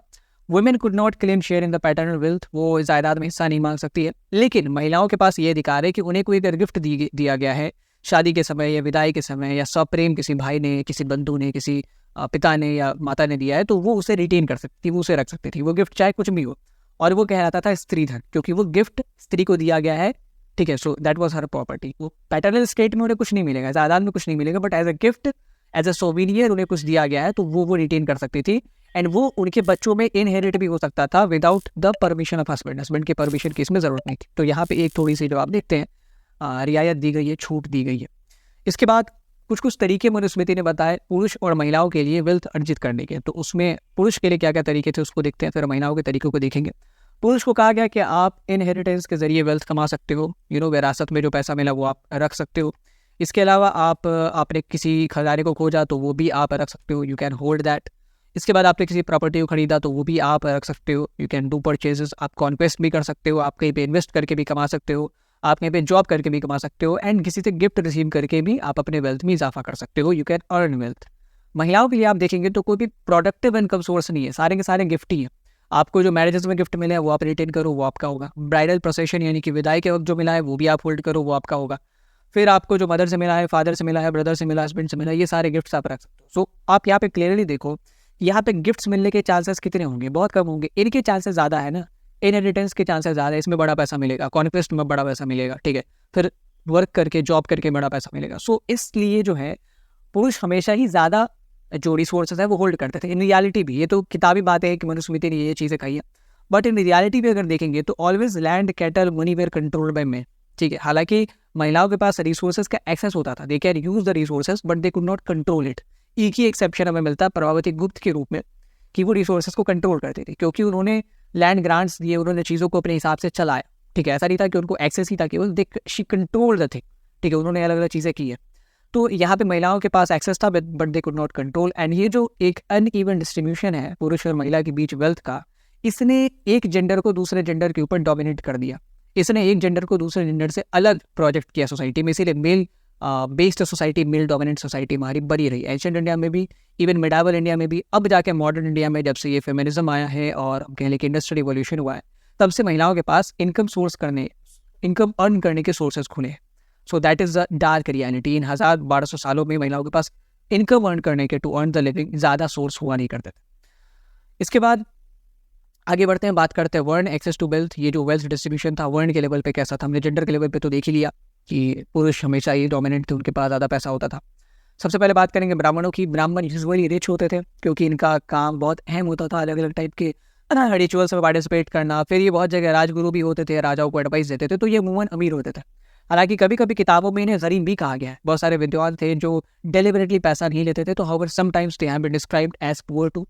क्षत्रिय की बात करें तो हमेशा ही अमीर दिखाए गए क्योंकि इनके पास वो अधिकार था कि आप किसी इलाके को जीत सकते हैं, कॉन्कर कर सकते हैं, और हमेशा ये अमीर ही रहेंगे क्योंकि ये हमेशा या तो कमांडर होते थे कहीं के, या राजा होते थे, या लड़ाके होते थे, तो पैसे की कमी इनके पास होती नहीं थी। वैश्य, दे वर नॉट सो रिच, ज़्यादा अमीर नहीं होते थे क्योंकि रूल नहीं कर पाते थे, बट गरीब भी नहीं होते थे क्योंकि इनके पास इनकम अर्न करने के सोर्सेज थे। शूद्र की बात करें तो इनके पास तो इनकम अर्न करने का कोई सोर्स ही नहीं है, दे वर मोस्टली पुअर क्योंकि कोई सोर्स ऑफ इनकम है ही नहीं। तो अगर एक हायरार्की बनाए on the level of economic distribution, economic resources distribution, तो सबसे पहले लेवल पे आएंगे ब्राह्मण, क्षत्रिय, ठीक है, क्योंकि इन दोनों के पास अमूमन पैसा होता था, बहुत पैसा होता था, अंधा पैसा होता था। तो कहीं पे आप देखेंगे कि भले ही राजा रूल कर रहा है बट जो डोमिनेंट है वो वहाँ के राजगुरु है जो ब्राह्मण है। उसके बाद वैश्य आते थे एंड सबसे नीचे हायरार्की में शूद्र आते थे। अनटचेबल्स वगैरह की तो बात ही कर ले, उनके लिए तो खाना ही मुहाल है, तो कमाएंगे कहाँ से बेचारे। तो ये जो वर्ण ऑर्डर पे बेस्ड रिसोर्स डिस्ट्रीब्यूशन था, इसको अलग अलग सेक्ट के लोगों ने क्रिटिसाइज भी किया। उसमें बुद्धिज्म सबसे पहले आता है। बुद्धिज्म ने कहा कि जो वर्ण सिस्टम है ये नेचुरल नहीं है, ठीक है, ये ह्यूमन मेड है, आर्टिफिशियल है, और ये फ्लेक्सिबल भी है, इसे बदला भी जा सकता है। इसको जिसने बनाया है, आदमियों ने बनाया, तो आदमी इसे बदल भी सकते हैं with the human effort. And इसको बदलने के लिए आपको करना क्या पड़ेगा, तो आपको ये जो अनइवन डिस्ट्रीब्यूशन है रिसोर्सेज का, उसको खत्म करना पड़ेगा। जिस दिन शूद्रों के पास पैसा आने लग गया, जिस दिन शूद्रों के पास इनकम अर्न करने के सोर्सेज खुल गए, उस दिन शूद्र की भी उतनी इज्जत होगी जितनी समाज में वैश्य की है। जिस दिन वैश्य और शूद्र के पास उतने इनकम अर्न करने के सोर्सेज हो गए जितना क्षत्रिय और ब्राह्मण के पास है, तो उस दिन उनकी भी इज्जत उतनी होगी जितनी ब्राह्मण और क्षत्रियों की है। और ये आप आज के ज़माने में शायद देख भी सकते हैं। अभी हमारे पास डेमोक्रेसी है कहने को, और प्रैक्टिकली भी बहुत हद तक अपॉर्चुनिटीज़ पे सबका समान अधिकार है। तो आप देखेंगे कि बहुत निचले तबके के लोग जो आगे बढ़ जाते हैं, तो उनकी इज्जत समाज में उतनी हो जाती है जितने बड़े तबके के लोगों की है, ठीक है, सो कॉल्ड बड़े तबके के लोगों की। तो that is basically happening today. और इसको एक मध्यम निकाय करके किताब है, त्रिपिटकास भी आता है, उसमें एक कहानी है अवंतीपुत्र और कच्छन के बीच। कच्छन जो है वो बुद्धा के डिसेपल थे, अवंतीपुत्र एक राजा था। तो अवंतीपुत्र कहता है कि ये जो ब्राह्मण है, ये अपने आप को इतना सुपीरियर क्यों मानते हैं, क्योंकि वो गोरे इसलिए, या शूद्र अपने आप को इतना इन्फीरियर इनको क्यों दिखाए, क्योंकि वो काले इसलिए। तो कच्छन कहते हैं कि ऐसा बिल्कुल नहीं है, ठीक है। ये जो कहानी बताई गई है कि ब्राह्मण आदि पुरुष के मुख से निकले हैं, और ये बाजू से निकले हैं, जान से निकले हैं, पैर से निकले, ऐसा कुछ भी नहीं है। और ये जो डिफरेंसेस हैं, that is only because of uneven distribution of resources. जिस दिन शूद्र वेल्दी हो गया, तो क्या क्षत्रिय और वैश्य उसकी इज्जत नहीं करेंगे? जिस दिन वैश्य वेल्दी हो गया, तो क्या क्षत्रिय और ब्राह्मण उसकी इज्जत नहीं करेंगे? तो that is all about the uneven distribution of resources that is causing these social differences. तो इसको जब हमने हटा लिया, तो सोशल डिफरेंसेस खत्म ही समझो। तो that was all about the social differences on the basis of economic distribution. चाहे वो जेंडर के लेवल पे बात करें, चाहे वो वर्ण लेवल पे बात करें, हमने देख लिया। उसके बाद MCQs देख लेते हैं। Dash was not a legitimate source of earning for women as per Manusmriti. Gifts from mother, investments, gifts in marriage, ये नन ऑफ द अबव। इनमें से कौन सा जो है वो एक अवैध सोर्स माना गया? वैध नहीं, अवैध, illegitimate to earn for a women as per Manusmriti. अगला सवाल, Which among the following was not a strategy adopted by Brahmanas to enforce the वर्ण सिस्टम? वर्ण सिस्टम को इन्फोर्स करने के लिए इनमें से कौन सी स्ट्रैटेजी उन्होंने नहीं अपनाई? पहला, उन्होंने अपने जादुई शक्तियों से लोगों को डराया। दूसरा, उन्होंने लोगों को परसुएड किया कि वो बर्थ बेस्ड ऑक्यूपेशन को माने, वर्ण बेस्ड ऑक्यूपेशन को माने। तीसरा, उन्होंने राजाओं को एडवाइस दी थी कि जो ये वर्ण बेस्ड ऑक्यूपेशन नहीं मानता उसे आप पनिश करें। चौथा, उन्होंने इसके डिवाइन ओरिजिन को क्लेम किया कि ये डिविनिटी से निकला है, ये एक डिवाइन ओरिजिन से एसोसिएटेड है। अब आगे बढ़ते हैं। हमने अभी तक जितनी भी चीज़ें पढ़ी है, mostly they were associated with north India. वो नॉर्थ इंडिया से रिलेटेड थे, क्योंकि ब्राह्मणिकल आइडियाज़ इनका जो प्रेवलेंस था वो नॉर्थ इंडिया तक। साउथ इंडिया में किस हिसाब से सोशल डिफरेंसेस थे उसको देख लेते हैं, चाहे वो इकोनॉमिक डिस्ट्रीब्यूशन के लेवल पे हो या अदर लेवल पे हो। तो उसमें तमिलाकम टेरिटरीज के बारे में पढ़ेंगे, जिसके बारे में अपने चैप्टर 2 में भी देखा होगा। So moving towards the social differences in Tamilakam society. तो तमिलाकम सोसाइटी में किस तरीके से सोशल डिफरेंसेस से रिसोर्स डिस्ट्रीब्यूशन था उसे देखते हैं। तमिलाकम्स जो थे initially they were reduced by chiefdoms. कोई प्रॉपर किंगडम नहीं था, बाद में हालांकि सारे किंगडम्स और अंपायर्स में तब्दील होते हैं, बट इनिशियली दे वर चीफडम। उसमें जो चीफ्स थे वो गरीब लोग जो अमूमन कविता गाते थे, जो गाने गाते थे, राजाओं के कसीदे पढ़ते थे ताकि उन्हें कुछ इनकम मिल सके, पैसा मिल सके, उनको पैट्रोनेज देते थे, उनके घर वालों की रक्षा करते थे, उन्हें खाना पीना देते थे। तो they used to give patronage and support to poor people. And जो चीफ्स जितने ज़्यादा जेनरस थे, जो जितना ज़्यादा गरीब लोगों को सपोर्ट करते थे, अच्छा सपोर्ट उन्हीं को करेंगे जो उनकी प्रशंसा करेंगे। सो इसीलिए ज़्यादातर जो गरीब लोग थे वो क्या पेशा अपनाते थे, तो वो कवि बन जाते थे, ठीक है, और वो गायक बन जाते थे, जो राज दरबार में जाके या जगह जगह घूम के राजाओं के सेनापतियों के गुण गाया करते थे। तो इनको ये बहुत सपोर्ट करते थे, और जो जितना ज़्यादा जेनरस होगा, जितना सपोर्ट करेगा, उसकी उतनी ही इज्जत होगी आम जनता में। और ये एक रिलेशन बनाता है एक लीडर एंड एक फॉलोअर के बीच, एक चीफ एंड एक फॉलोअर के बीच। यहाँ पे आप चीफ को देख सकते हैं, ये साउथ इंडिया से मिला एक स्कल्पचर, इसमें ये चीफ है, और ये आपका देख सकते हैं उसका फॉलोअर। ये फॉलोअर के ऊपर हाथ रखने का मतलब है कि मैंने इसको अपनी पैट्रोनेज दी हुई है, ये मेरे सपोर्ट के अंदर है। और आप देख सकते हैं इसका जो गेटअप है, तो ये कुछ गाना गाने टाइप लग रहा, गवैया टाइप लग रहा। और ये क्या करते होंगे, कविताएं पढ़ते होंगे अपने राजाओं के गुण में कि इन्होंने इतना अच्छा काम किया है। और इससे क्या होता था कि राजा जनरस होकर इनकी मदद करते थे, इनकी सपोर्ट करते थे। So that was all about the resource distribution in North India as well as in Tamilakam society. Tamilakam society में हमने देखा कि थोड़ा सा जो है चीज़ें वहाँ पे मुख्तलिफ थी, थोड़े से डिफरेंसेस थे। अब आगे बढ़ते हैं। बुद्धिज़्म एक इक्वालिटी पे बेस्ड सेक्ट है, रिलीजन है। वो इस वर्ण बेस्ड सोशल डिफरेंस के बारे में क्या कहता है, ये आर्टिफिशियल है, ये तो हमें पता चल गया ये कहता है, और कैसे ये मिटेगा वो भी पता चल गया। बट इसकी ओरिजिन कहाँ से हुई है, इसको लेके भी एक बहुत अच्छा कॉन्सेप्ट बुद्धिज़्म में दिया हुआ है कि ये सोशल डिफरेंसेस आखिर इमर्ज कहाँ से हुए, तो उसको देखते हैं। As per Buddhism social differences are man made, they are not natural. Sutta Pitaka जो एक त्रिपिटकास में से आता है, बहुत पवित्र ग्रंथ है बुद्धिज्म का, उसमें से आता है। सुत्ता पिटका ने कहा है कि जब दुनिया शुरू हुई थी तो जितने भी, चाहे वो पेड़ हो गए, पौधे हो गए, जानवर हो गए, आदमी हो गए, इंसान, सारे लोग जो थे ना आइडियलिक स्टेट में थे। They were not that much developed, ठीक है, और वो जितनी उनकी ज़रूरत थी उतने में ही खुश रहते थे, जितनी उनकी ज़रूरत थी उतने में ही खुश रहते थे। फिर समय के साथ साथ human beings became greedy and deceitful, धीरे धीरे वो धोखेबाज बन गए, लालची हो गए, क्योंकि लालची हो गए तो धोखेबाज तो बनेंगे ही। फिर जब लोग लालची होने लग गए, धोखेबाज बन गए, तो लोगों ने डिसाइड किया कि यार जो लोग बदमाशी करते हैं, जो लालची हैं, जो धोखा देते हैं, उनको सदा कैसे दी जाए, क्योंकि हम सारे के सारे तो धोखेबाज ही हैं। फिर उन्होंने एक आदमी को चुना, दे इलेक्टेड अ पर्सन, उसको नाम दिया महासम्मत का, कि ये हमारा महासम्मत। और इस आदमी को हमने चुना, इस आदमी का क्या काम है? इस आदमी का काम है कि जो गलत काम करे उसे सजा दे, उसे निकाले, उसे एक्सपेट्रिएट करे, ठीक है, और जो अच्छा काम करे उसे रिवॉर्ड दे। तो यहाँ से इसका ये काम था कि भाई आप सोसाइटी में बैलेंस लाओ। लोग जब ग्रेडी होते जा रहे हैं, लोग जब डिसाइडफुल होते जा रहे हैं, तो there has to be a balance, और ये कंटेन करने का काम था महासम्मत का, ये बनाने का काम था महासम्मत का। और इसलिए महासम्मत को क्या कहा गया कि आप ये काम करो, बदले में हम आपको क्या देंगे, तो अपनी लॉयल्टी देंगे, प्लस हम आपको अपने शेयर ऑफ राइस देंगे, ठीक है, कि हम आपको चावल का कुछ अनाज का हिस्सा दे दिया, ठीक है, ताकि आपका गुजर बसर होता रहा। और सुत्ता पिटका कहता है कि इसी महासम्मत के कॉन्सेप्ट के बाद किनशिप की शुरुआत हुई, राजत्व की शुरुआत हुई, क्योंकि इससे पहले सारे लोग बराबर थे, धोखेबाज से लालची थे वो अलग बात है, बट सारे लोग बराबर थे, कोई किसी के ऊपर सुपीरियर नहीं था। अब जब महासम्मत का कॉन्सेप्ट आ गया तो एक लीडर बन गया, क्योंकि वो एक लीडर है, उसको लोगों ने चुना है। महासम्मत का मतलब ही होता है the great elect, and that was the position of leader. अब जब लोगों ने उसे चुना है अपने वेल बीइंग के लिए, अपने जस्टिस के लिए, तो लोग उसकी इज्जत भी करेंगे। लोग उसे अनाज देते थे, अपने प्रॉपर्टी का कुछ हिस्सा दे दिया। तो इसलिए अब सोशल डिफरेंसेस अराइज होने शुरू हुए। अब राजत्व का कॉन्सेप्ट है कि एक बंदा लीड करेगा हज़ारों के हुजूम को, फिर उसका परिवार लीड करेगा हज़ारों के हुजूम को। सो यहाँ से सोशल डिफरेंसेस की शुरुआत हुई है। तो कहने का मतलब ये, सुत्ता पिटका ये कहता है कि सोशल डिफरेंसेस महासम्मत से शुरू हुई है, और महासम्मत को इलेक्ट किसने किया था? लोगों ने किया था ना। सो ये जो सोशल डिफरेंसेस का ओरिजिन है वो भी आर्टिफिशियल ही है, तो इसको भी ह्यूमन एफर्ट के जरिए बदला जा सकता है। So that is the philosophy of social differences as per Buddhism. इससे रिलेटेड सवाल आएगा तो आप इस तरीके से आंसर लिख सकते हैं। आगे बढ़ते हैं, अब कुछ MCQs सॉल्व कर लेते हैं। 15वां MCQ है, which of the following text suggest that originally human being did not have fully evolved bodily forms? किस टेक्स्ट ने ये कहा है कि शुरुआत में जो ह्यूमन बॉडी थी उतनी ज़्यादा इन्वॉल्व नहीं हुई थी, उतना ज़्यादा डेवलप नहीं हुई थी? जातक टेल्स, मनुस्मृति, धर्मसूत्रा या सुत्ता पिटक? इसके बारे में अभी हमने पढ़ा है। 16वां सवाल, according to Sutta Pitaka what was the term used for the leader, जिसको लोगों ने सेलेक्ट किया था? सम्राट, सरदार, महासम्मत या अधिपति? क्या नाम से इसे पुकारा जाता था? सो दैट वाज द MCQ। अब आगे बढ़ते हैं, इस चैप्टर के आखिरी पड़ाव में पहुंचते हैं। हमने अभी तक जितनी भी चीज़ें पढ़ी हैं that was based on the text knowledge भी है, जो किताबों से हमें नॉलेज मिली है, चाहे वो महाभारत हो, मनुस्मृति हो, धर्मसूत्र हो, उसके बेसिस पे हमने सोशल लाइफ का एक पैटर्न ड्रॉ किया है और इसको स्टडी किया।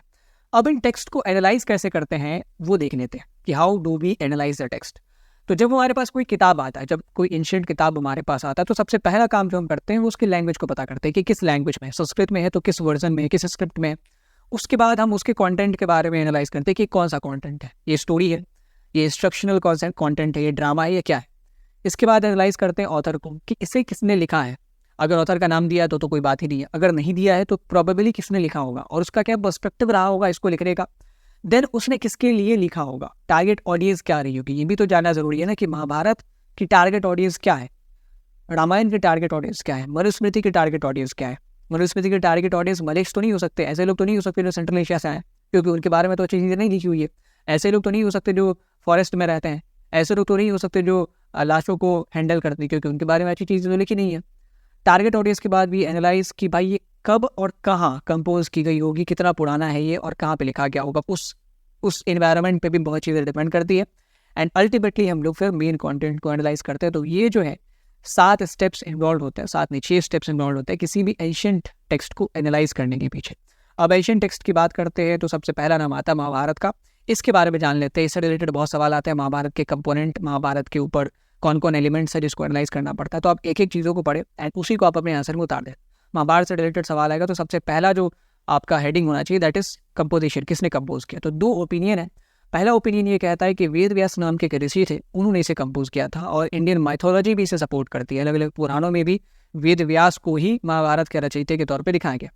But historical evidence Ved Vyas का जिक्र नहीं करते हैं। तो हिस्टोरिकल एविडेंस अगेन प्रोबेबली ये माना गया है जब ब्राह्मणों ने इसे कंपोज करना लिखना शुरू किया तो उन्होंने माना कि जो कहानियाँ हैं ये पर्सनल में इसलिए हैं क्योंकि ये जो बार्ड्स हैं जो गाना गाते थे ये चैरिटियर बार्ड्स है। अच्छा, बार्ड्स एक नॉर्मल बार्ड्स होते हैं, मतलब जो गाना गाते हैं अपने राजाओं के, अपने सेनापतियों के गुण गाते हैं।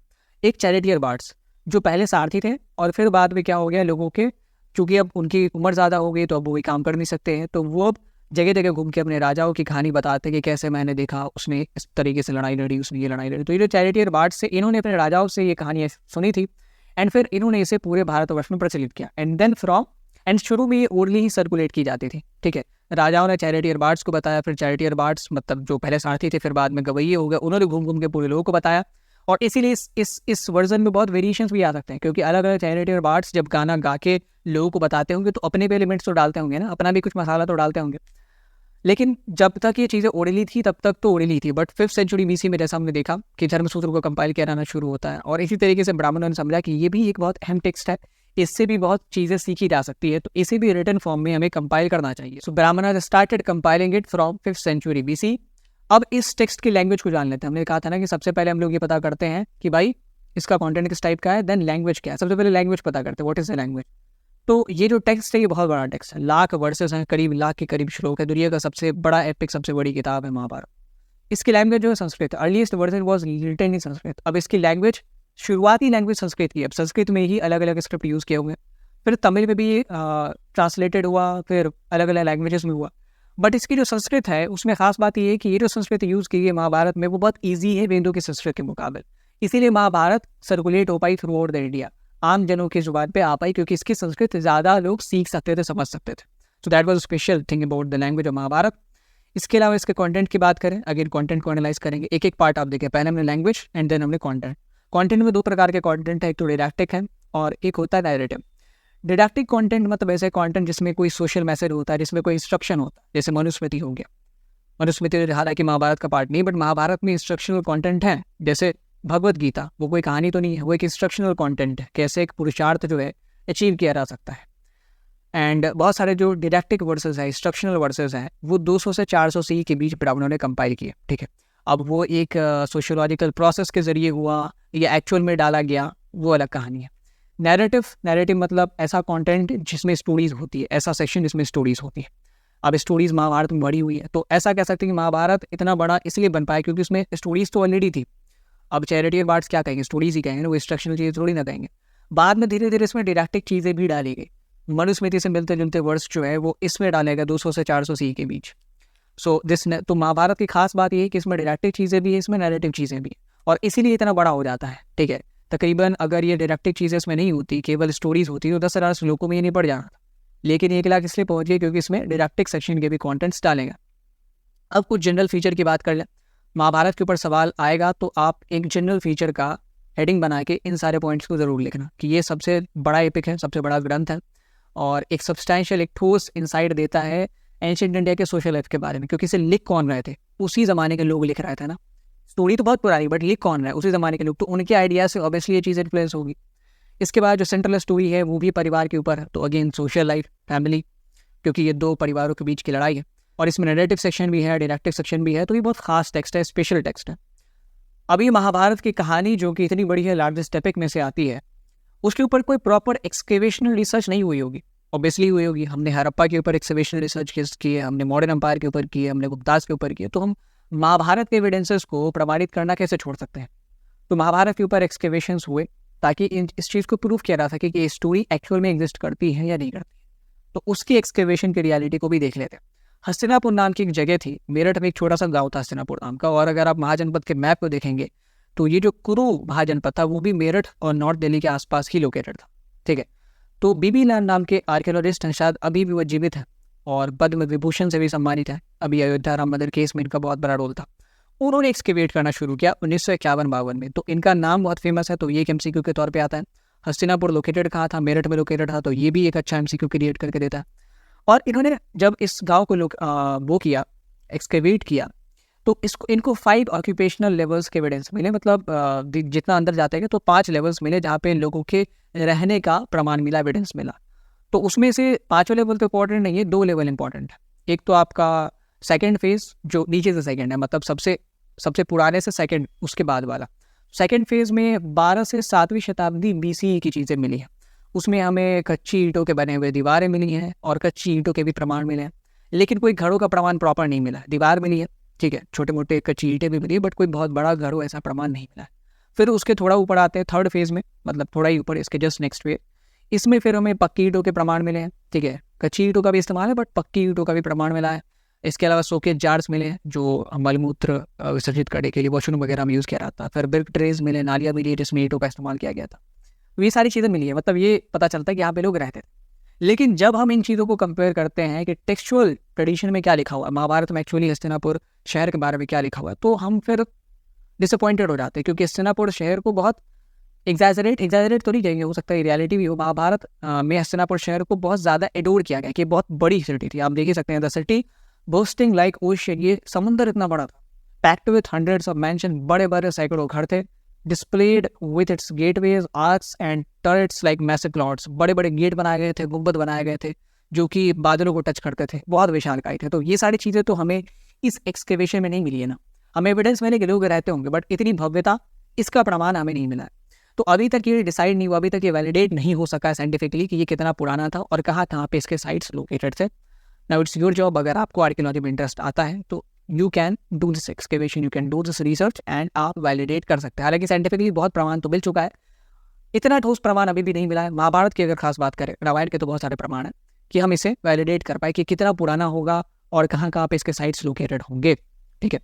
और एक कारण ये भी कि चूंकि बहुत पुरानी चीज़ें हैं तो प्रमाण मिलने के चांसेस भी कम है, क्योंकि बहुत सारी चीज़ें तो समय के साथ साथ डिग्रेड हो चुकी होंगी, मिल गई होंगी मिट्टी में।